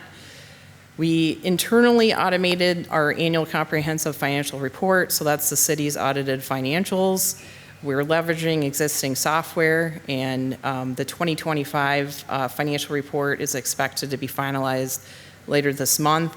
It did take longer than expected because of the setup of that in the software, and it took a little longer to get all the statements to balance, but hopefully it's smoother going forward.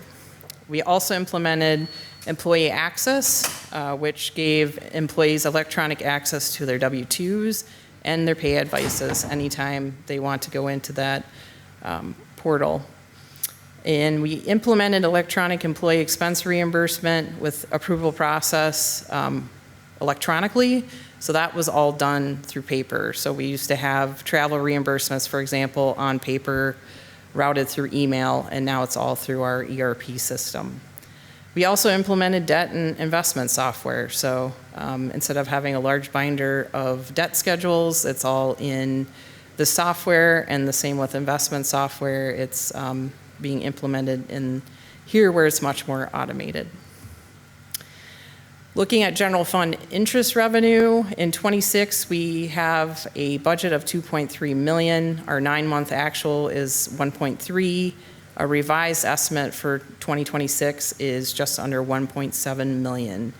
Our 27 budget is $1,620,974.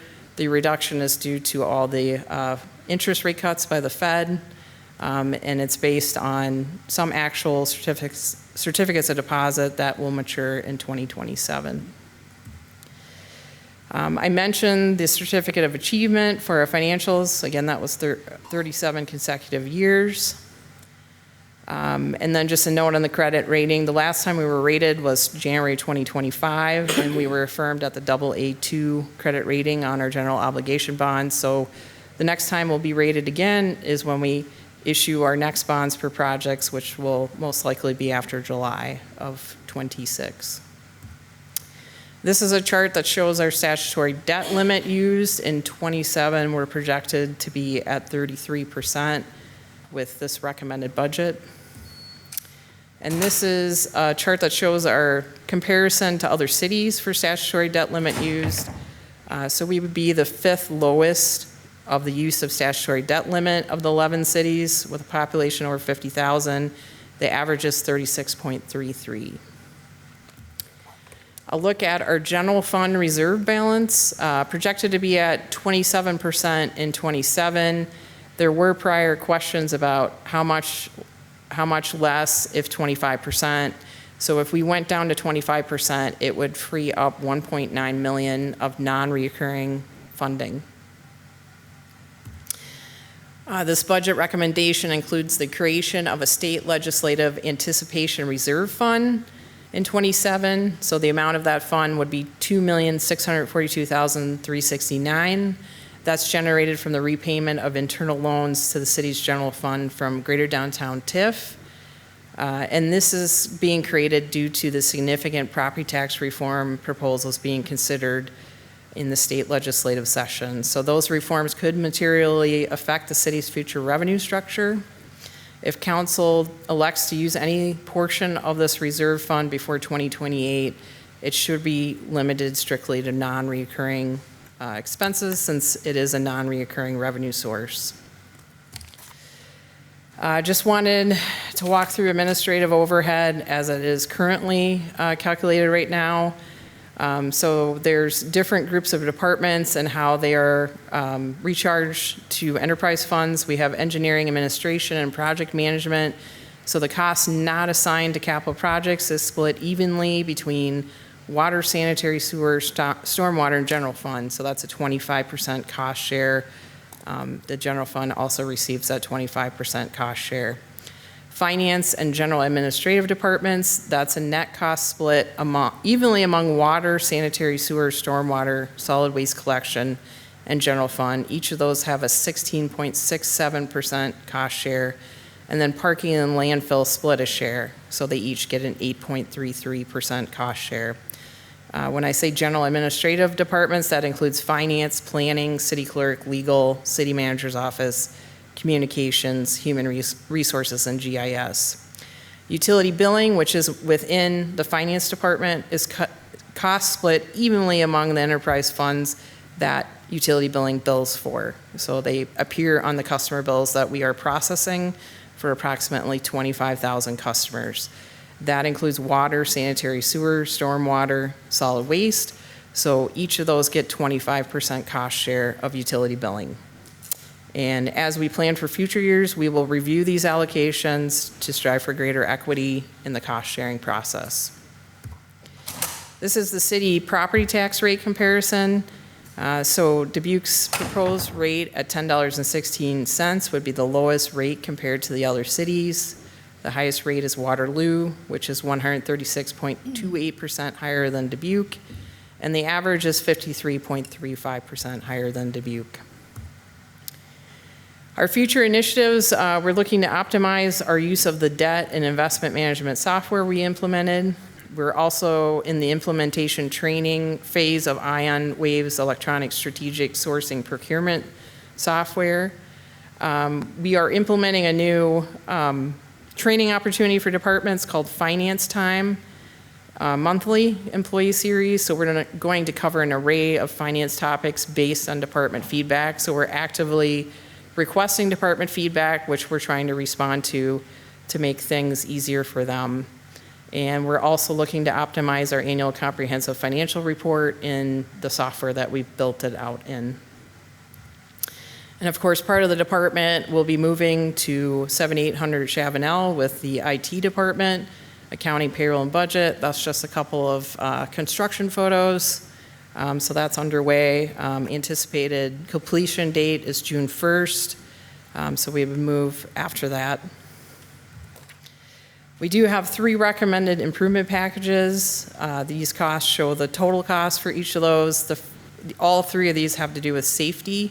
The first one is consultants to assist the city in expanding and strengthening its safety programs. That's a net non-recurring of $25,000. I should also mention these were requested as recurring, but they're being recommended as non-recurring.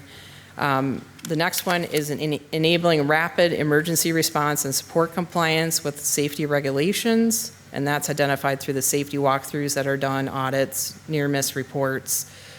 This one's $10,000. The third one I would recommend not funding because it is for software, and it would not make sense to implement software and then not be able to pay for it the following year. So this is $20,000 in non-reoccurring. A portion of that is budgeted to be recharged to enterprise funds, so not recommending this, of course, will have a non-recurring impact on the general fund that could be used to fund something else. And now I'm going to turn it over to Chris, who will finish us out.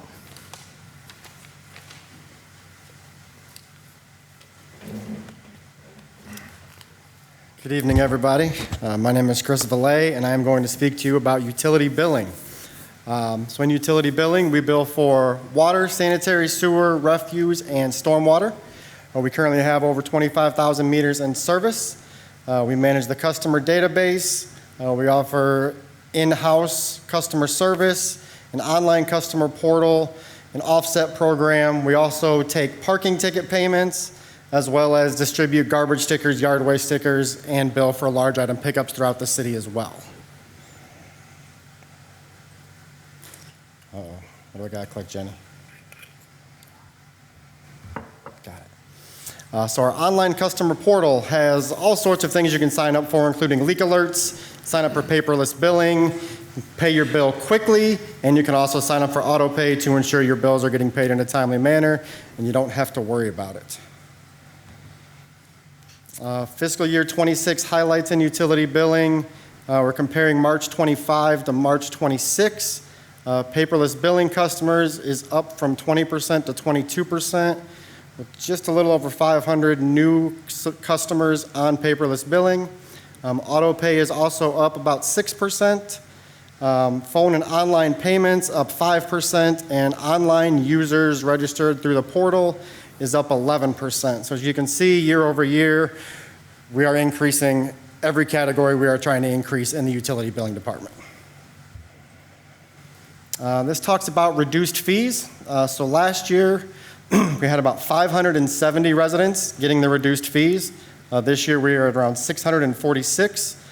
So again, just a 1% increase. 3% of the residents are receiving the 50% discount on the base rate on the 4 services we bill for. How we market the reduced fee program is via the city website. It's on the back of the utility bills. It's in the city newsletter, dollars and cents brochures, the city channel, Dubuque, city social media channels. The housing department also includes it with all of their applications. Landlords are aware of the program. HACAP is also aware of the program, and they give out the information about that also. And when customers come in for payment plans, we also give them the application for reduced fees also if they qualify. The Community Impact Service Program. This program started in January of 2025. This is a way for residents who are falling behind on their utility bill to help out. You know, sign up for a volunteer program. You do a certain amount of hours. Those dollars goes towards paying down your utility bill.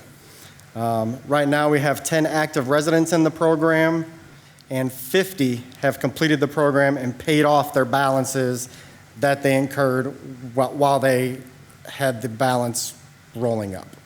So $22,580 has been applied to utility accounts via this program in just over a year and a half, just under a year and a half. Utility billing assistance, so in the last year we have done 306 payment plans, had, as I stated, 50 customers complete the Community Impact Program, and we received 72 payments from other agencies such as HACAP, St. Vincent de Paul, and other agencies in Dubuque that are willing to help out also, totaling over $41,000 in payments. This is a graph showing delinquent balances through February 2026 compared to February 2025. As you can see, we are up about $45,000 from where we were last year.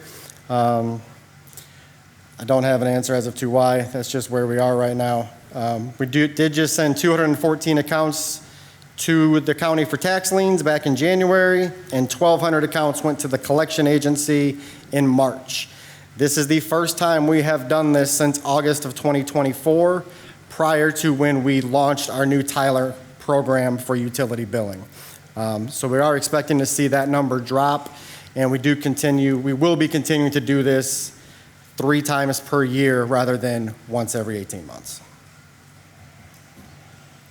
Area agencies that have been helping out are HACAP, and then LIHWAP, I believe that's Light Heat Water Assistance Program. Work with various agencies providing financial assistance to customers falling behind on their utility bills. We also just launched Tyler Notify. It was a program we discovered that we had, and this is a way for us to get the word out to people before they get a disconnect notice to say, hey, Mr. and Mrs. Customer, you're behind on your water bill. Just want to let you know you're past due, you're not up for disconnect, but here's the heads up, you are a little bit behind on your water bill. We also partnered with the water department. We all know that the lead line service stuff is happening in Dubuque, and it sounds like there were concerns with owners not knowing about the lead service line, so we partnered with the water department to use Tyler Notify to notify them when they purchase the home if it has a lead line service. So that way they're aware of it, and they are rerouted to talk to the water department to discuss their options from there. Fiscal year 26 highlights. As I stated earlier, we did the property liens, we did the collections to process those unpaid utility bills. We also worked with Public Works to kind of simplify what we do and what Public Works does. We implemented the pickup route to the Tyler system, so that way Public Works wasn't having to go to Tyler to see who you were, go to a different program to see when your pickup day was. We now have everything in one place for everybody to see, simplifying what we all do every day. And then we also fully implemented Tyler payments. The biggest thing this has done for us is reversing bad checks. Someone does an e-check and they don't have enough money to cover the check, they put in something wrong. This was all a 100% manual process the cashiers were doing before. They would have to go in, reverse the payment, send a letter, let the customer know. With the fully implemented Tyler payments, when that payment comes back as bad, it is automatically reversed and the money applied right back to the customer's account, saving hours of time weekly. Future initiatives, continue training for utility billing, continue to reduce delinquent utility balances via the financial assistance programs, payment plans, and using Tyler Notify. Improve processes, reporting, time management with the new software. And then we are still discussing the implementation of the payment kiosk for after hours and off-site in-person payments. Continue to promote the reduced fee program. You know, it is out there. 3% of the residents have it. It probably should be higher. Continue to promote community service impact program, working with that department so we can all work together to make sure we don't turn your water off. We don't want to do that. You know, I stated this last year when I was here. It's not what we want to do. We don't want to turn your water off. We want to work with you, and we continue to still want to work with you to keep that water on. And then an implementation of Workforce Mobile. This is something we are doing with the IT department as well as the water distribution team. We actually have a training on Tuesday with them. This will be when we send the worker out to shut your water off, they write it all down on a piece of paper, and then they bring that paper back to the office. They'll now be able to do it on an iPad. We shut the water off, here's what we did. If it was a lead service line, if the stop box needed to be cleaned out, we'll get all that stuff real time instead of having to wait. So we're really excited about that program. I know IT's excited about that program. That's all I got. All right. Thanks, Thank y'all. you very much, Appreciate Chris. you. Thank you, Jenny. We are going to, you want to, yeah, please. I missed mentioning that Chuck Harris is also here from Finance. Oh, thanks for Sorry. remembering, Chuck. We appreciate that. All right. Any public input on the finance budget?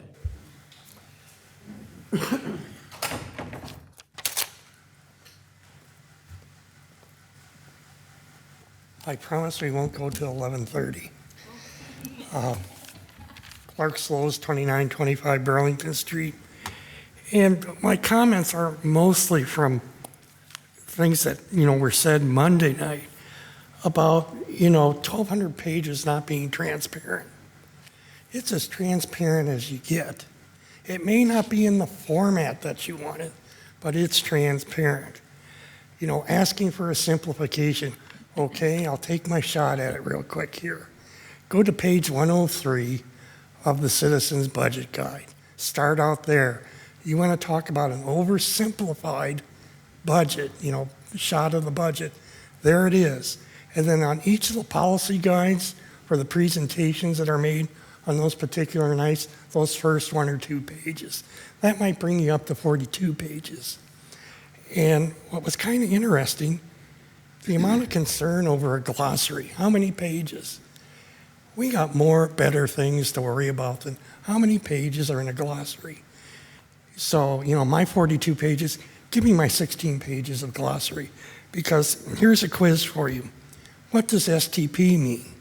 And it's not the motor oil additive that Andy Granatelli made famous. That's Surface Transportation Program. And here's one I bet maybe only the finance people sitting behind me know. The initials IMFOA. On that, Iowa Municipal Finance Officers Association. Now you're going to run into other definitions that are in the glossary. ODAA. I'm going to go home tonight and see if that's in the glossary. It'd be kind of interesting. The SAFER grant. What was that? What does that mean? What acronym is that? It's government, for Pete's sakes. There's more acronyms than letters in the alphabet. It's government. That's what they live by. Transportation bills. They just don't call it the 2026 transportation bill. We got to think up cute names. Enough of the cute names on that.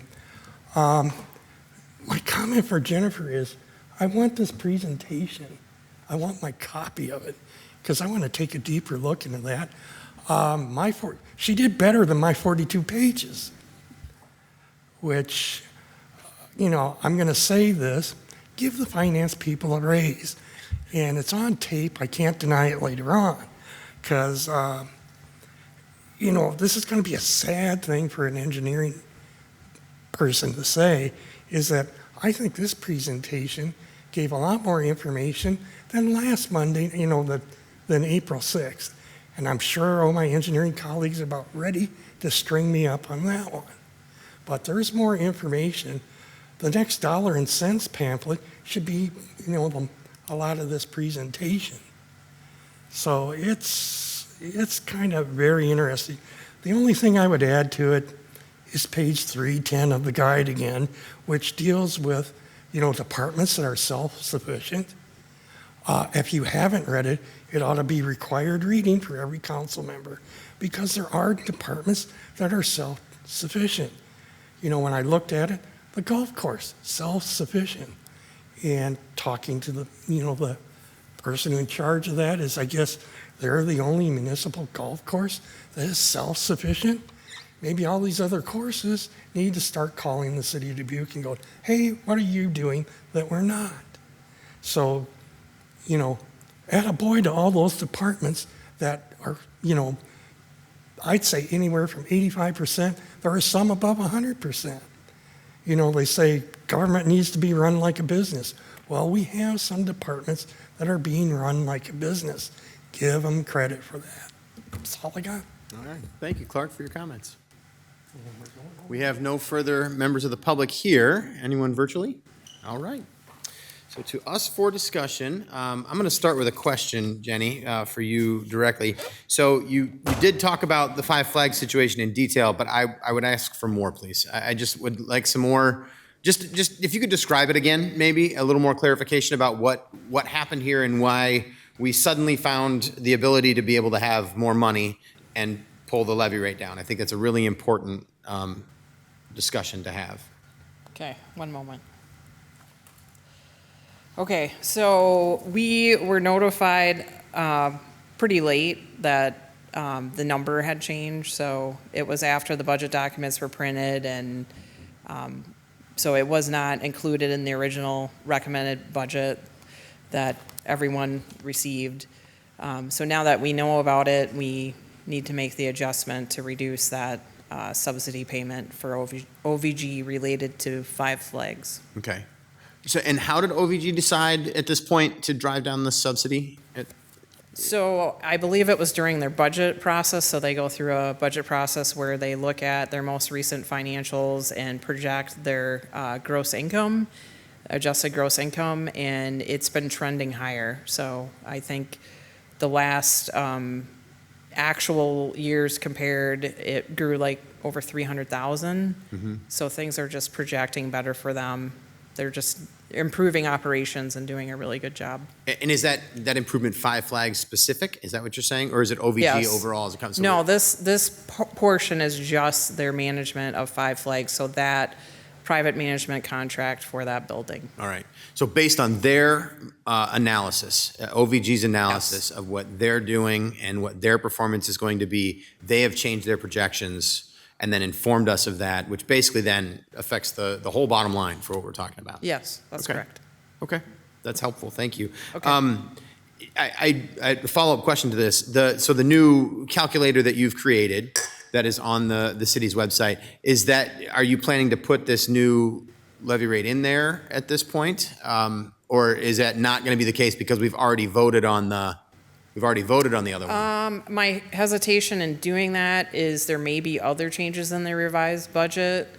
So, I mean, if I'm directed by the city manager to adjust it in conjunction with Randy Gale, I could definitely do that, knowing that there's probably other things coming in the revised budget. Sure. As we go through, so just to clarify that, and Mike, let me take a crack at this, and then you can correct me on anything. But as we go through this process, every year, pretty much, as we go through this process, there are changes that come about in the month that we take to do this, because we talk about these things in detail. You never stop working on the budget. You never stop trying to think about ways that there are, like something like this that comes up, and communicating about something like that. So we might see some of those changes. And we know we can't increase the budget, but we can decrease it. So if those changes are allowing us to decrease it, we try and do that. It just happens in the process. It's not necessarily something that council has directed. It's just more information we found in the discussions that we've had, with OVG or anybody else, any other departments. Is that a pretty good job, Mike, or would you add more to it? No, that's a great job, and you'll get your final amended recommendation for the April 28th final public hearing. So that's when you would get the official final recommendation from us, and then you'll make your decisions from there. Got it. And just for the record, I think your initial answer on this new calculator, I would suggest we don't change it. I think we keep it where it is, just because that is what we voted on currently. Right. And it doesn't make much sense because otherwise it gets really confusing if we go changing everything, every new thing we talk about, So I think it's a good idea. All right, thanks. That answers that question. Anybody? Ms. Roussel? Thank you. First, I'd just like to say thank you for what amazing work you do and how quickly you're able to answer the many, many questions that we have. I mean, your work is outstanding, all of your departments, so thank you. Second, I want to mention that I appreciate the constructive comments and suggestions that citizens give us, whether it be at the podium or an email. And I just want to say that a quick moment at the podium or sending an email might not lead to an immediate change, but that doesn't mean that I haven't listened. And sometimes I want more detail or more facts or time for consideration. So that to say, following up on some other suggestions that we've received in the past. When you go to make some improvements in future, the budget policy books, do you think you'll be including a column with like fiscal year-to-date actuals? Yes, so based on the feedback we heard during the budget process so far, we've already looked at it, and we've determined that with the new ERP system, it's something we're able to do, so we plan on adding it for the next budget year, fiscal year 28, to show the current year budget, year-to-date actual. Fantastic. That'll be a great addition. And then my second question is, I saw how the improvement in the mod factor for workers' compensation has decreased our costs substantially. So then I saw that you had a related improvement package for a safety process. Do you think those kind of processes lead to future decreases in those kind of claims? I mean, is that kind of our goal? Well, number one, to protect our employees, but number two, do you think that kind of investment leads to less worker, injuries and saving costs? I'm going to have Tony Breitbach answer that question. Good evening, Tony Breitbach, Purchasing and Risk Manager. Absolutely. It's shown over time with the training, I talked about it the other night, that we've installed here over the last couple of years. Our employees are on board, all of your support, so it's a combination. And I appreciate your point that it's not all about the dollars, right? That savings, it's a part of, and that means our employees are going home. And as mentioned earlier, over 1,000 employees when we're at our max here, so it's great. It's great, and it definitely has shown to pay off large dividends as far as employee safety and also the dollars that come with that. Thank you. Thank you. Mr. Spring. Thank you, Mr. Mayor. Jen, can you talk to me more about the GFOA? Because isn't that the forum that also does your auditing as well? No, so it's the Government Finance Officers Association. So it's the national association that government finance professionals belong to, and they have various national award programs. So we apply for 2 of those. We do the Distinguished Budget Award, and then also the Excellence in Reporting on our audit. So there's a lot of criteria we have to meet to get those awards in both our audited financials and in our budget documents. So a lot of what you see in our budget documents is there because that has been determined as, a best practice by GFOA. Yeah, and for nearly 40 years, 4 Right. decades, which is amazing. So that's phenomenal. But you don't really talk, you kind of mentioned it a little bit about the audit process. Like, can you explain what that all looks like and everything? I'm actually going to have Brian DeMoss come up and explain that Right. as his area of expertise. Good evening, Brian DeMoss, Finance Manager. The audit process is a multi-month process that involves basically every department submitting financial information, statistical information that goes into our annual comprehensive financial report. We prepare that using a software. Like we said, we're still in the process of completing that this year. That is then reviewed by our auditors, and they give us a report saying if it's accurate or inaccurate based on materiality. And based on our, say, last 5 years, has the auditors thrown any glaring red flags at us? Or reported No. us for doing anything that lacked transparency? No. We've received clean audit reports for the last 5 years. Wonderful. And then Moody's question. Some people don't quite understand the importance of that. Can you go a little bit more in depth as to why a good rating is really important? Sure. So to issue general obligation bonds or revenue bonds on the open bond market, you have to be rated by a credit rating agency. The City of Dubuque uses Moody's Investor Service to do that process.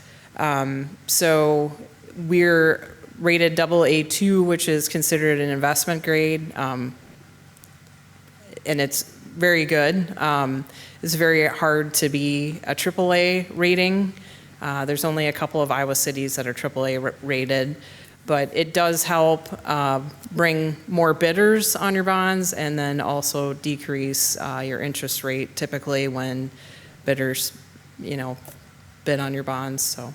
And the way I would describe it is it's a valuation of risk. So Moody's is determining how risky it is for people to buy your bonds. And the higher the risk, the higher the interest rate. The lower the risk, the lower the interest rates. And our bond rating comes in at a very low risk. That means whoever buys our bonds, they're going to get paid back. Those were my questions. Thank you. Mr. Resnick. Thank you.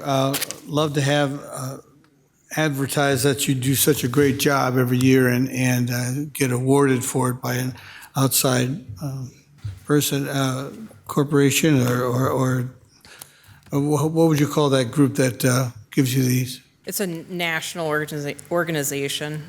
And they have access to all the information that you have and look over your books and things. Yes, they have reviewers. So I was looking over the last time that we made a contribution to the General Reserve Fund was FY 2024. And what was the year before that what do we do we do like 5 years in a row we've given? So the contributions happen to keep the reserve at 27%. So it's based on, 25% of our budget. So as our budget changes, then there may be additional contribution that's needed to make the reserve compliant. But we don't add to the general reserve balance every year. We do not. So it's just when the budget changes enough where additional funds have to be added. All right, thank you. And I'll preface this by saying, I'm not an AI expert and often says this is wrong.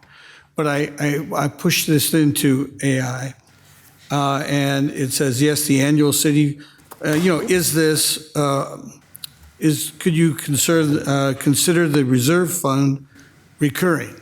And AI, this nameless beast out there says, yes, annual city financial contributions to a reserve fund are considered recurring revenue or expenses in the operating budget. Now, I just asked you if we do it every year, and we don't.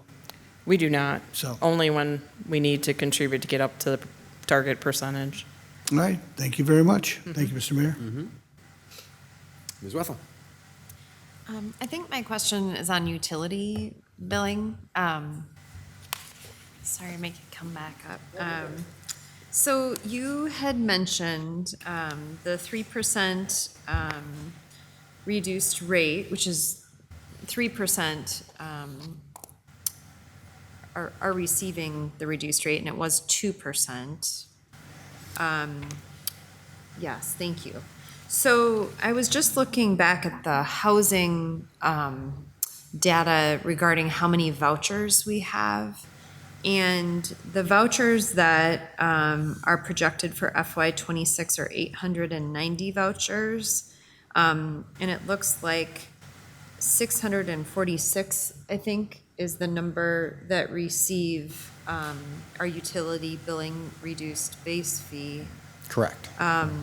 So that's 244 vouchers. Now, granted, not all those vouchers stay, I understand, within the city of Dubuque. They may go elsewhere. Probably not 244 of them. So the way it works is some of these people may pay rent. Their landlord might pay the water bill. So they may be getting a voucher for renting assistance, but they live in a duplex where there's only one meter that serves both properties. They live in a fourplex where one meter serves the four properties. So you only get the discount if you are paying for the water bill. You don't get the discount. Your landlord doesn't get the discount if you get a voucher. That makes so much sense. Does that make sense? Thank you very much. You're welcome. Absolutely. But I will tell you, your point is well taken, as there's probably 4 times as many people that qualify for that discount than take it. And so Chris is constantly trying to get the word out there that you can get a 50% discount, take it. And so it's a constant struggle because we want people to take their discounts. And Chris, you offered before a little bit about that, but as a council, do you have any thoughts about moving forward in the coming fiscal year or two that we could do to better equip staff to be able to find ways to get more people in? I mean, we do it, I know we advertise it, I know we put it in our utility billing, but I feel like that's something that I want to make sure I do whatever I can to increase that number. So any thoughts? So I wouldn't say specifically you, but I think as you all heard me talk about Tyler Notify, Yeah. we have the ability to send a mass text to everybody, every phone number we have, and say, hey, you may qualify for a reduced rate on your water bill. And everybody gets it. You get it, Mike gets it, everybody gets that text message. So I feel like using that system is going to increase this number. Again, Tyler Notify is very new. We are just kind of uncovering what we believe it can do and the help it will bring the city. I've had conversations with Randy Gale about boil orders when water main breaks happen. How do we notify someone right away? Not everybody's going to be on the internet. They're not going to have Facebook right there to know about it. But they've always got their phone. All day, every day, you've got your phone. Everybody. It's the world we live in. So I feel like that notification system, again, we've just uncovered 1% of what that can do. I feel like in the upcoming year, we're going to be able to do a lot more with that and get a lot more information out to the residents on a much quicker basis. Super. Thank you. Thank you. Cool. Mr. Linedecker. Yeah, Mr. Mayor. Jennifer, you mentioned the purchasing program, purchasing protocols. As I think about it, is a city in the city's economy is only as strong as their local money supply. And the recirculation of that local money supply is ultimately kind of the lifeblood of the economy. So when we think about purchasing, how do we look at and address local purchasing preference versus non? Tony Brightbach, Purchasing Risk Manager. So we do have a local preference that the city adopted, and it gives preference depending on the dollar value to our locally owned businesses located in the city of Dubuque, and that's a 5 and 10% value there. So anything over $500 is 5%, under $500 is 10%. Do we apply that across the board no matter the expense amount, or is there certain thresholds that you kind of just cut off? So is there a bottom? There is a caveat associated with that if that's where you're going, and that's federal funding. So if we have some projects that are federally funded and grants of that nature that do exclude that opportunity, otherwise we apply that from a base bid. So if your base bid is $1 million, for instance, generally you're going to be above the state threshold. So let's use something more applicable, $1,000. We would take that 5%, and we do apply that to our purchases depending on what it is. So we value our local vendors in that relationship because it is very important. Okay, thank you. My next question is, so looking at our total FTE count for finance of 26.31 and doing a quick search online, it shows on average that municipalities have 0.5 to 0.25 per 1,000 residents, which would equate to about 9 to 15 employees per 60,000 residents. And looking at Cedar Rapids, they have 22.5 employees in their finance department. They're over double the size of the population we are. I just curious, are we doing something differently than other municipalities on why our FTE count is higher than they are? Sure. So we perform a variety of, I'll call them functions in our department. So not every finance department in other Iowa cities, for example, have utility billing where they're billing for utilities. In some cities, utilities are not even ran by the city. They're a separate entity. And then other cities, they may contract that out and not do utility billing in-house. So that, I believe, is like 9.74 of our FTEs is utility billing. We've also taken on additional responsibilities. So one of those is helping implement the organization-wide safety program. So that's where some of our other additional FTEs come in. So I think that's probably unique to our city.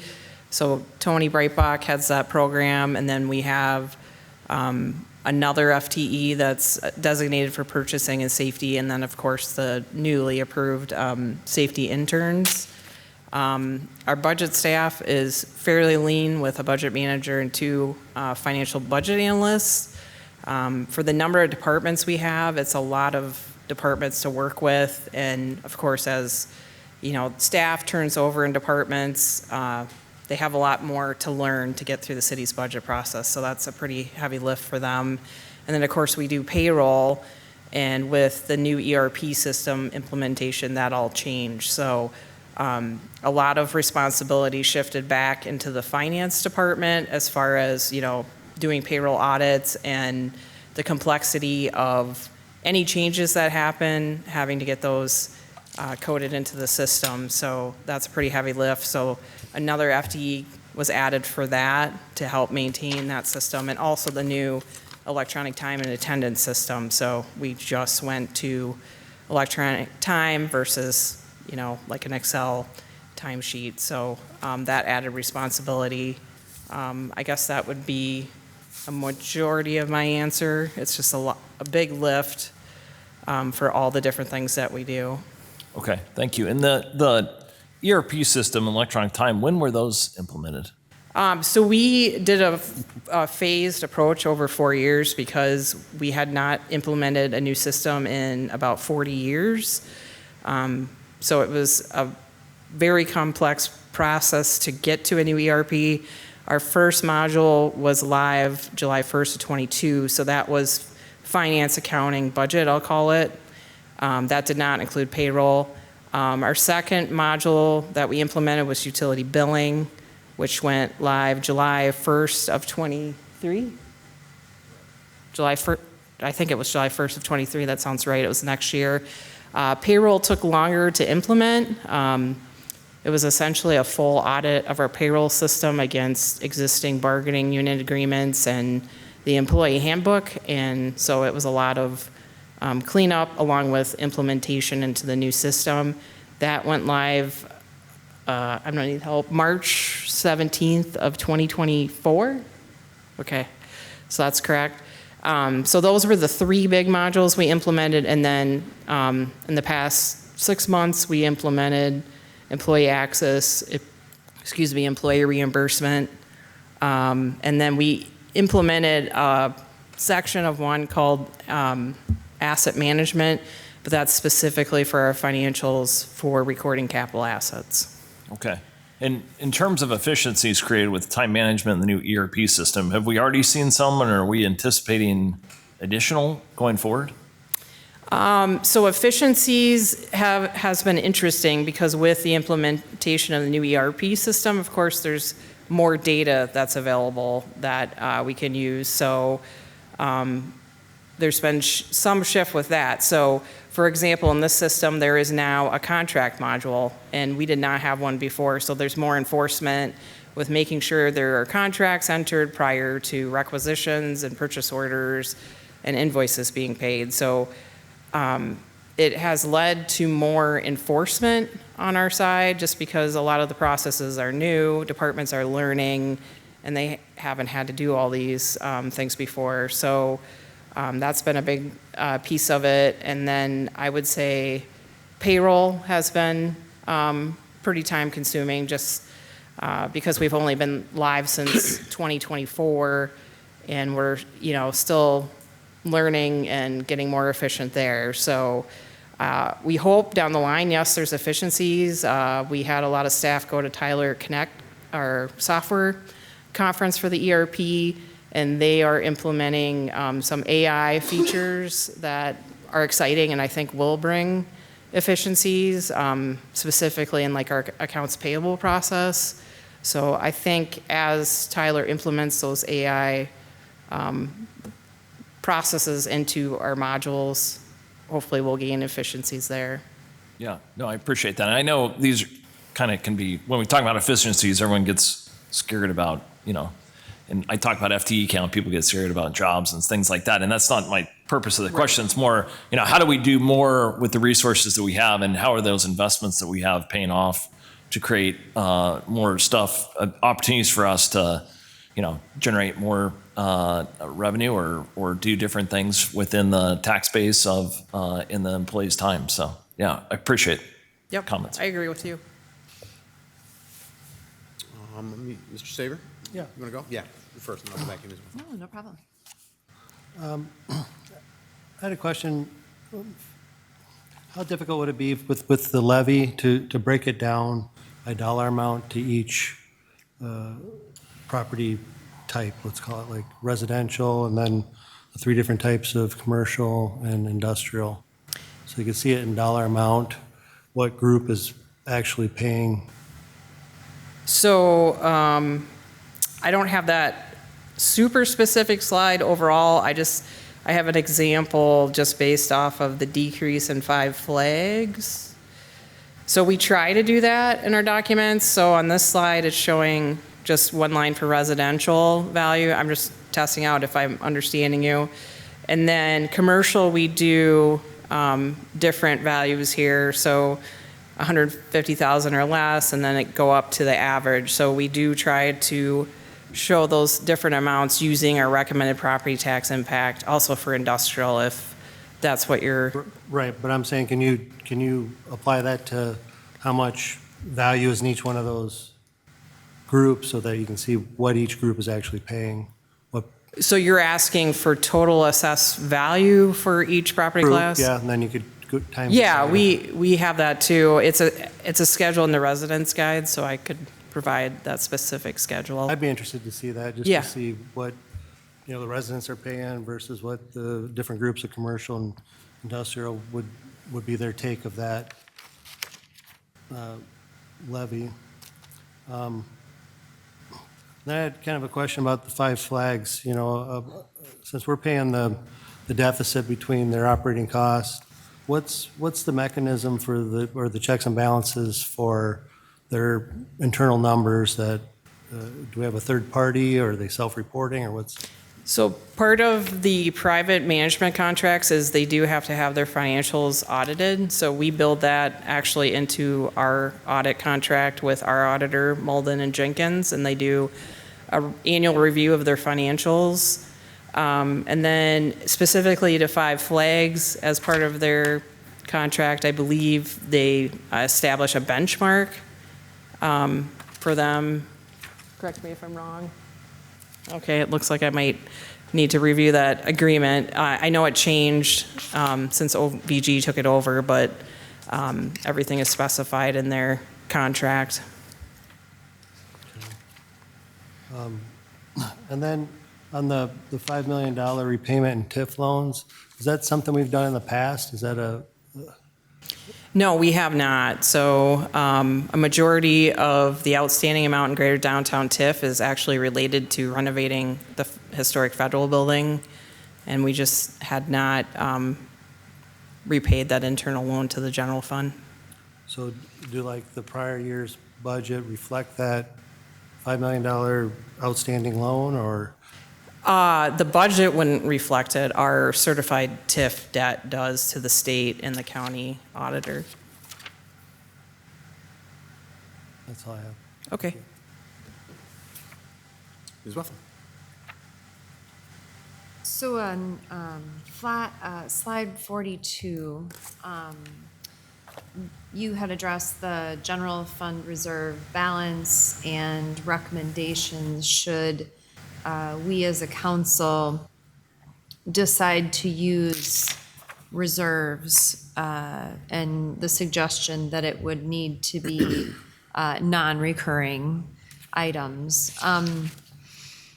I thought maybe while you are here, if I don't want to steal it from the end of the night, but I also feel like it applies. Go for it. And we're at the end of the night. When we're talking about whether or not we as a council, since we asked for this information and we now have it, what dialogue we could have right now about people desiring to use the reserve fund or not use the reserve fund to lower the tax levy. So maybe go around and see what everybody says. I think it's a good moment to do that, sure, Okay. absolutely. With Jenny here to be able to describe it a little bit more, yeah. I have a question about that before you sit down. The non-recurring funds, and it's recommended if we were to do that, that we would use to pay non-recurring. And looks like it's 983 some thousand. Is that already covered by the TIF funds, or it is? So is there really any opportunity for us to apply that, say 300,000 to the budget without using recurring items? Okay, so Do you there's two different items coming from the repayment of the internal TIF loan. So there's the non-recurring, the amount you mentioned, which is off the top of my head, I think it's like 900 and some thousand. Mm-hmm. And then there is recurring improvement packages recommended coming from repayment of the internal loan from Greater Downtown TIF in 27. And since they're reoccurring, then the future amounts would come from the 25% reduction in Greater Downtown TIF revenue. So if you decided not to fund those recurring improvement packages, then yes, that would impact the tax levy. I guess I didn't ask my question. So is there an opportunity to use that 300,000 against these recurring items? Since we've already covered the, thus far approved non-recurring items with the one-time TIF money. So if we use that 300,000, say, from the reserves, could we even apply it to these recurring items? You would have a funding hole in 2028. Okay, so it probably wouldn't be a good idea. Okay, that answers my question. Mr. Mayor? Yeah, Mr. President. Thank you. Well, I'm glad we got some information, but not all the information that I would like. I would like to know what are the formulas? Show me the numbers that you used to do 27%, even though we talked about a policy of 25%. It's now 27%. And if we use $300,000 to reduce the tax ask, is that reduce it to 26.9%? Or what is actual? I would like to see some more numbers. I think we got a good answer tonight that these are non-recurring. But I still haven't figured out or been told, how do we get this 27? What are the numbers being used? And how would that affect $300,000? How would it affect that 27% number? And knowing how much it will affect that number, do we want to say, well, considering that the council put 25% as the target, maybe this is a good year with all this financial mayhem going on around us. Maybe this is a good time to go from 27 to 26.9, if that's what the numbers are. Those are the type of things that I'm hoping that we cover when we're talking about it. So I don't think we should just lay this to rest yet. At least I'm not ready to say no, that we shouldn't consider that, because again, I need the information that I talk. So I'm glad, Mr. Mayor, that you gave me one of the first people to talk before everybody commits to saying, well, from what we learned, it's not recurring, so forget it. There's more to it than I'm hoping that we consider it further with further numbers. Thank you, Mr. Mayor. Mr. Mayor. Jenny, please, Mike. So, and we'll get you that information for Monday night. It's going to be, as the council directed last night, it's going to be on the agenda of the regular council meeting Monday night.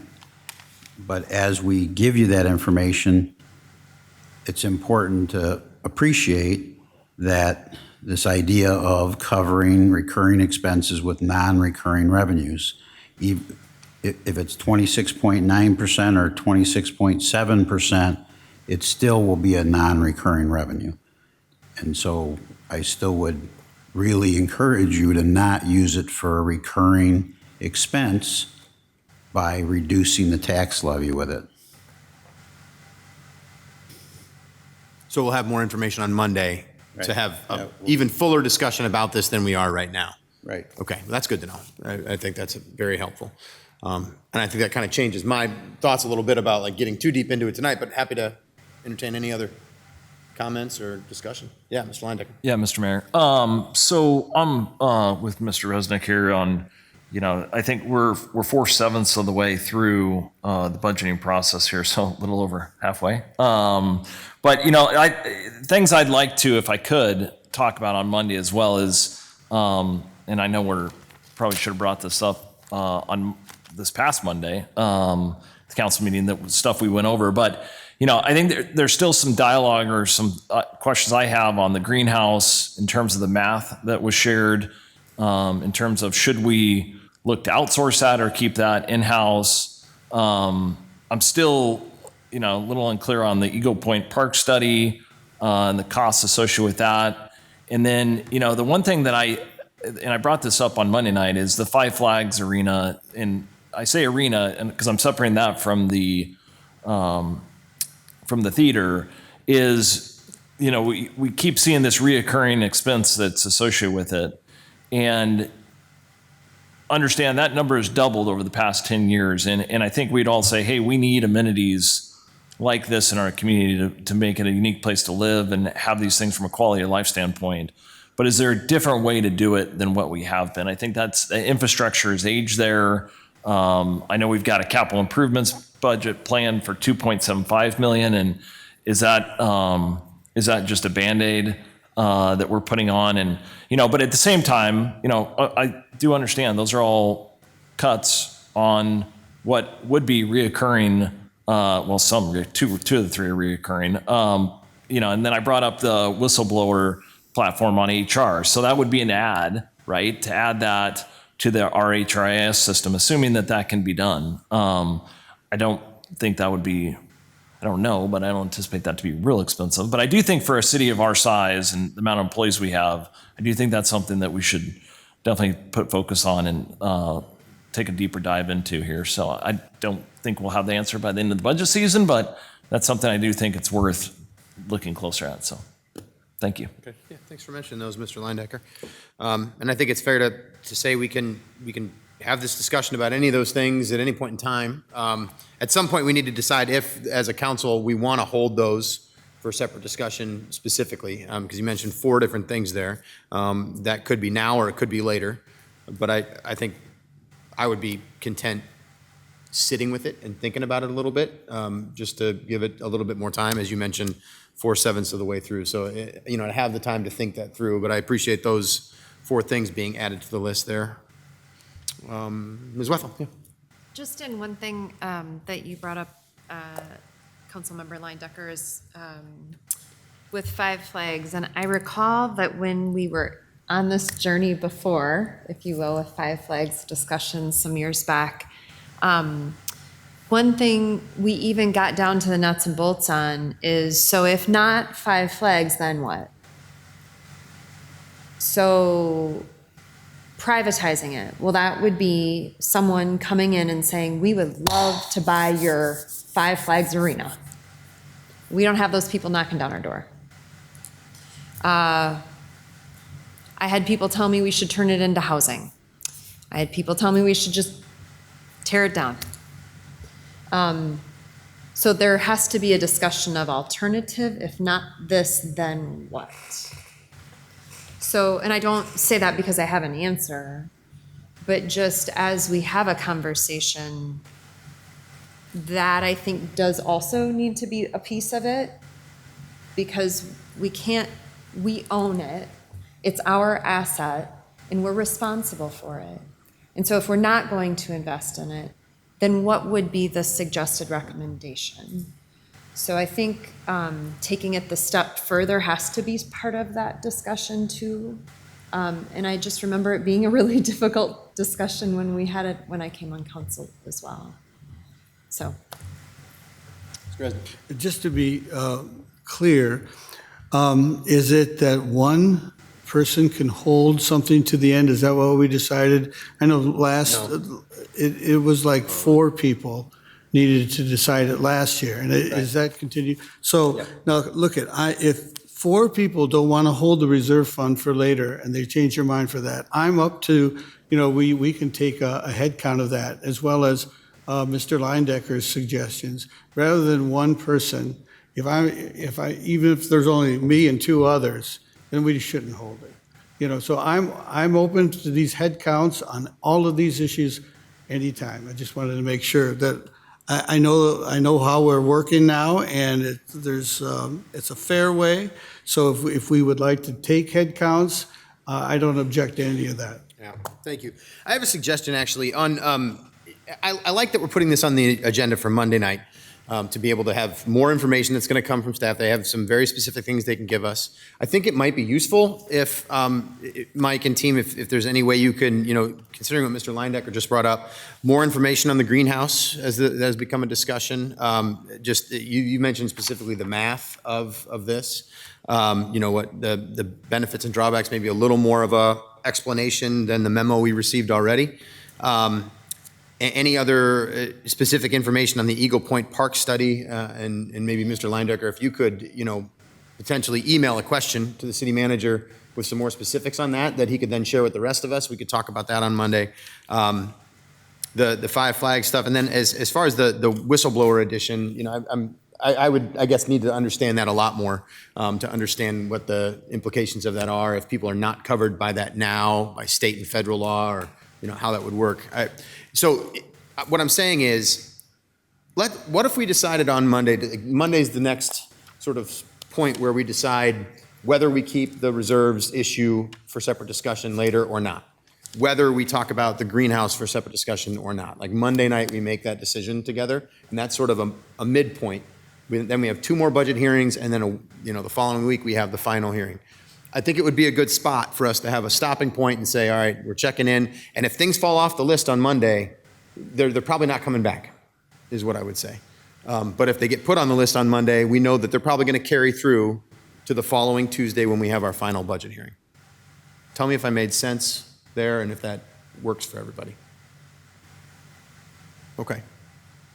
All right. I also think it would be a fair, and it's a good check-in time just because we've got so much more information now than we had when we first started this discussion. I think it could be useful for that. Mike, does that work for you?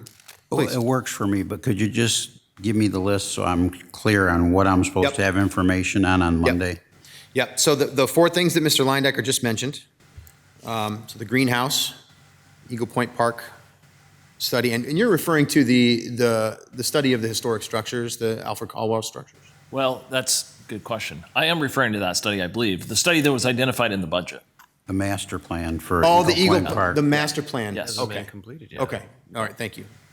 I was confused there. So the master plan study there for Eagle Point Park. 5 flags. I guess I'm not sure what other information you would provide us on there. I think we have the information on 5 flags. We just need to have a larger discussion on it. As far as the addition of a whistleblower type of program, I'm not certain what would be useful. I think that was reference to the HRS software. If it had a module that was a whistleblower module, I think that's what you were asking? Correct. Yep. Yeah. So we'll find out Okay. if it has a whistleblower. I don't know if it does. Perfect. And then the last 2 that we have currently, that we actually have agreed to hold for separate discussion so far is the reserves policy, and specifically the fiscal year 27 amount that we're holding in reserves right now. And then projection calculations was the other. And basically how, and correct me if I'm wrong, Mr. Leindecker, but how we make those calculations and project out things that are essentially estimates for the next year. Is that kind of what you're asking about? Correct. Yep. Anything specific to that, or any specific projections that we were thinking of? Oh, All right, go ahead. Jennifer, ask the question. Asking for clarification. Specific funds, so enterprise funds, general fund? I think anything, so I think it was brought up it was the first budget hearing that we talked about. It was, should we be taking into account projected items? And if we are, how are we currently doing that? So I think it's it's more of a broader discussion in a way, but it would be helpful in that discussion to know, are we currently doing anything we're obviously projecting out some things. I think the comment that was brought up by Mr. Resnick, which I've been thinking a lot about, is the concern about, these additional residential units and what is that going to generate from a housing demand standpoint, and new residents coming to Dubuque and new utility billings and things of that nature. And, it's tough to forecast that, right? Because we don't know if that's going to be relocations within the city of Dubuque. But I would say, to that same extent, if we knew that we were going to lose, 100 residents, 1,000 residents because of job relocation or whatever it might be, right? I don't know what it is. We would probably want to take that into account in a budgeting process to some extent, somehow, some way. So you flip that on its head and say, okay, well, if we have these residents, what do we think is going to happen? And I'm not saying I don't know what we should do, but I think we should just have the discussion on it to say, how do we want to look at this as a budget process? So my interpretation of that does relate to the enterprise fund. So the growth in the number of living units, so that's more people that would have a water bill, more people that would have a sanitary sewer bill, more people that would have a stormwater bill, maybe a refuse collection bill if they're not in an apartment building. I think that's what you're talking about? Yes, correct. Okay, so we'll try and look at some historical data and what kind of apartments we think are coming online to see if we can come up with something related to that. I think you did a good job of describing about how difficult that is, because I don't know if somebody, two people are living together now and there's a new apartment and one of them moves into the new apartment, or, they relocate from their existing unit to some other unit in town. We'll try and give you some information to see if it can create a discussion around the issue. Okay. And I think it was, if I remember, it was Chris who had brought it up originally. Mm-hmm. Correct, yeah. Mm-hmm. Okay.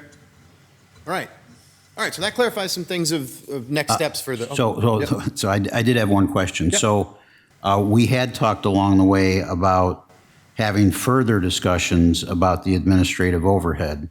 Now, there have been further discussions at this table about that since then. So is that still something that needs to have further discussions this year? There's actually my next question that I was just going to ask since we just talked about it. So, Jenny, it's going to be a question for you again. You had a slide about this, and it said something to the effect of searching for greater equity in the process. I guess my question is, Mike has pointed out there's several ways we could do this differently. Why did we choose this way from a finance perspective? Okay, so Mike has explained his reason for choosing it, because it's one of the options of many, and we've chosen this way because it seems like the best way for us. If we were to strive for better equity in the process, what would that look like? So let me talk more about the process of striving for greater equity. Is we would examine, what do other cities do? Why do they do it that way? What are other options? And I mentioned some of them, by number of employees, by size of payroll, that kind of thing. And if we did it that way, what would be the funding mix then? It wouldn't be every utility's paying even. They all pay something different. And then we would tell you, okay, if you change to this system, it would mean refuse, instead of paying, I'll make up numbers, paying $1 million, would pay $400,000. And sanitary sewer, instead of paying $1 million, would pay $1.5 million. And then we'd tell you, okay, now, so what impact would that have on the refuse rate? What impact would that have on the sanitary sewer rate? And we would do that for each option. Like, one option is the number of employees they have. One option is the size of their payroll, that sort of thing. And then you'd look at the way we do it now. You'd say, you know what, we really think the way we do it now, it would be more fair if we did it this way, whichever one of the other choices you picked. So then, let's say that's what the council decided, then we'd say, okay, now we have to have an implementation strategy, because of course we're not going to do that in 1 year, because you want to raise the sewer rate to generate another $500,000 and drop the sanitary sewer rate so they pay $500,000 less, when guess what? They're not all the same payers. You know, for instance, we don't collect any commercial refuse, but all the commercial business and industrial business pay a sewer rate.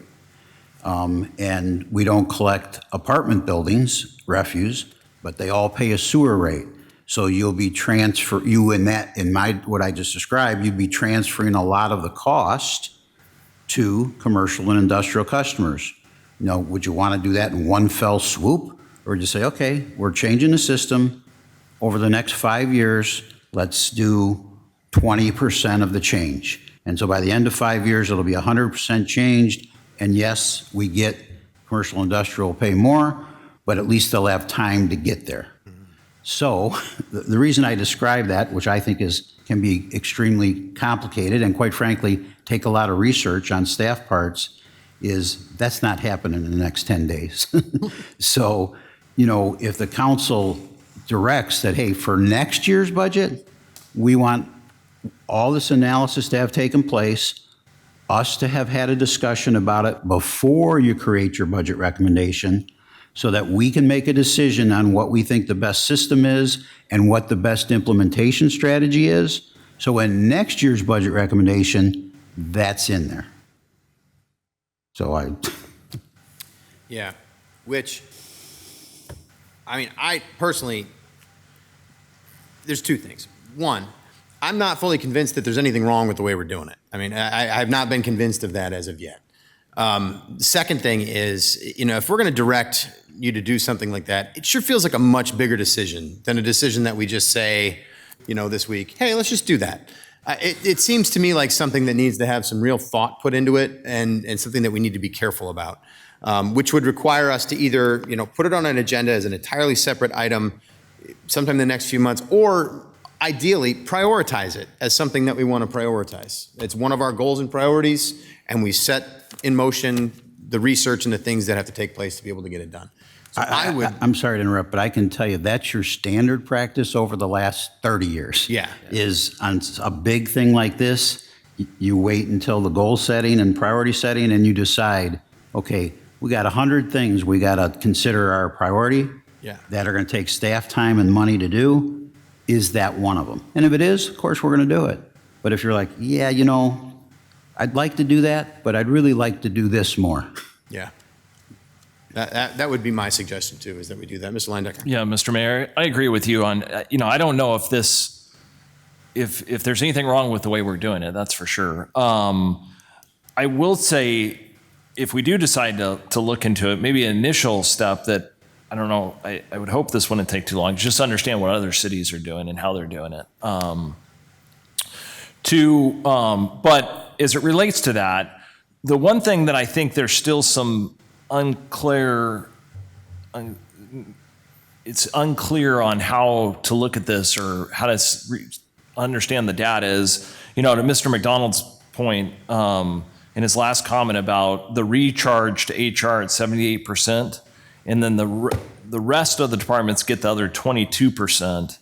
If we're doing just simple math, if you do a flat rate, it seems like it would be even across all the departments. And so I think that's where there's maybe some misunderstanding about how that actual math gets completed. Mm-hmm. So in that chart that's out there, that might answer it. And maybe it's just taking some time to just go through that with everyone. So the chart that was referred to earlier Mhm. is what you're saying. Yeah. Yep. And that's in the residence guide, right, Jenny? Is that where, no, it's something that you're going to send to us. So the place that administrative overhead is mentioned is the budget and fiscal policy guidelines that was adopted. So it kind of walks through the history and the percentage split. But I did provide the calculation worksheet that was referred to tonight. It was attached to a previous budget meeting, but I can resend it for this coming Monday. Could you please? I think that would be useful in this discussion. Okay. Yeah, thank you very much. Okay. Yeah, Mr. Spring? About like trying to reinvent the wheel. Finance has been dealing with things for nearly 5 years, you've said. I don't want them to keep reinventing the wheel. I don't want it to become a goal and a priority, like where we did push a few years ago, making our staff do a lot of things like re-implement, like changing the pay structure. That was very important. But to keep making finance, who's been trying to reinvent their wheel with new programming and more work added onto them, I'm not in favor of turning it into a goal or a priority anytime soon, where we have to keep asking them to be like, reinvent the wheel when the wheel is there. Some folks just need to read the information. So, thank you. Well, what I'm hearing, I think, is a couple of things that I think we can put this to rest for the moment, is that there is some information that we can get that could teach us some more and we can understand this better, and hopefully that, help to share with the public and help everybody understand it better. And I do think that I'm getting a sense that if we're going to change something this big, we got to do it as a goal and priority, which is a discussion for another time. We talk about it in August or September, whenever we schedule those times. So I think we do that. Well, we're going to get out of here before 11, as Clark said. So let me just close with this. There have been some. I've heard discussion at times, and I think this is just because there's a general mistrust about government in our society currently. And I hear a lot of things like we're hiding money, or we're lining our own pockets, which I don't even know what the mechanism of that would look like for a person who gets paid what we get paid at this desk. But I've heard things like that, and I've heard, it's a shell game, you're moving money around.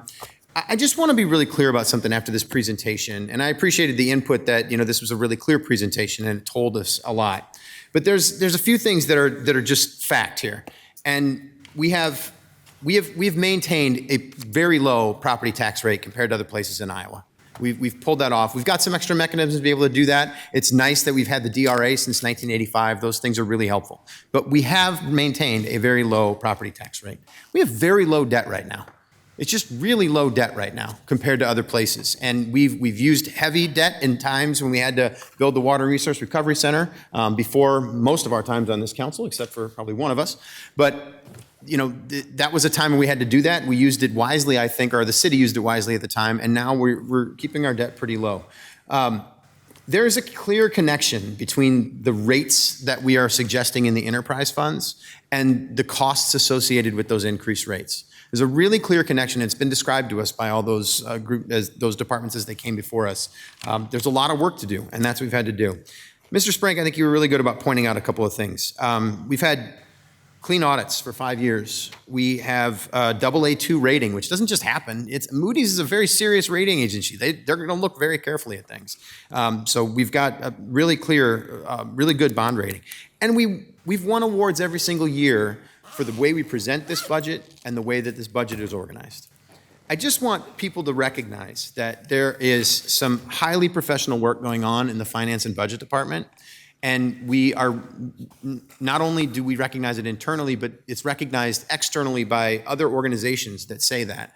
And I want people to, what I hope happens is that as residents come to us and they think about this budget and they think about the money that they spend on what the government services are that they're going to receive, that they come with more of a sense of curiosity and a desire for understanding about what we're trying to do, because we are telling the full story here as we go through this process, and we want people to understand it. We want them to know what they're getting, and I think they're getting a lot for their money in this city. I think they've been getting a lot for their money in this city for a long time. Do we make mistakes? Absolutely, we make mistakes. Do we make decisions that we look back on and wish we hadn't made those decisions? I can tell you with 100% certainty, yes, that does happen. But it doesn't mean that we haven't learned from those things. And it doesn't mean that we did those things because we were trying to be mean and just use money on, in poor ways. We're trying to create this place that everybody wants to be in, and a city that we all love because we want to serve this city. But we want everybody to love it as much as we do and be able to enjoy it in the best way possible. So as we go through this process, I hope we can all give each other some grace to make sure that we're learning all we need to learn, making the best decision we possibly can with the information we have in front of us right now. And believe in our intentions. Just believe in each other's intentions to do good and be good. Because I think a lot of people are intending to do good and be good. And I hope that everybody can get to that place too. So thank you for the presentation, Jenny. I do think it was very, very clear and helpful. And Chris, your part as well, and all the work that you do. We really appreciate it. So, and you don't even get to escape. You have to come every single night. So you're going to be here again tomorrow when we come back with the rest of us. All right. Thanks for a great discussion tonight, everybody. We have no further business tonight, so we'll see you tomorrow, and we are adjourned.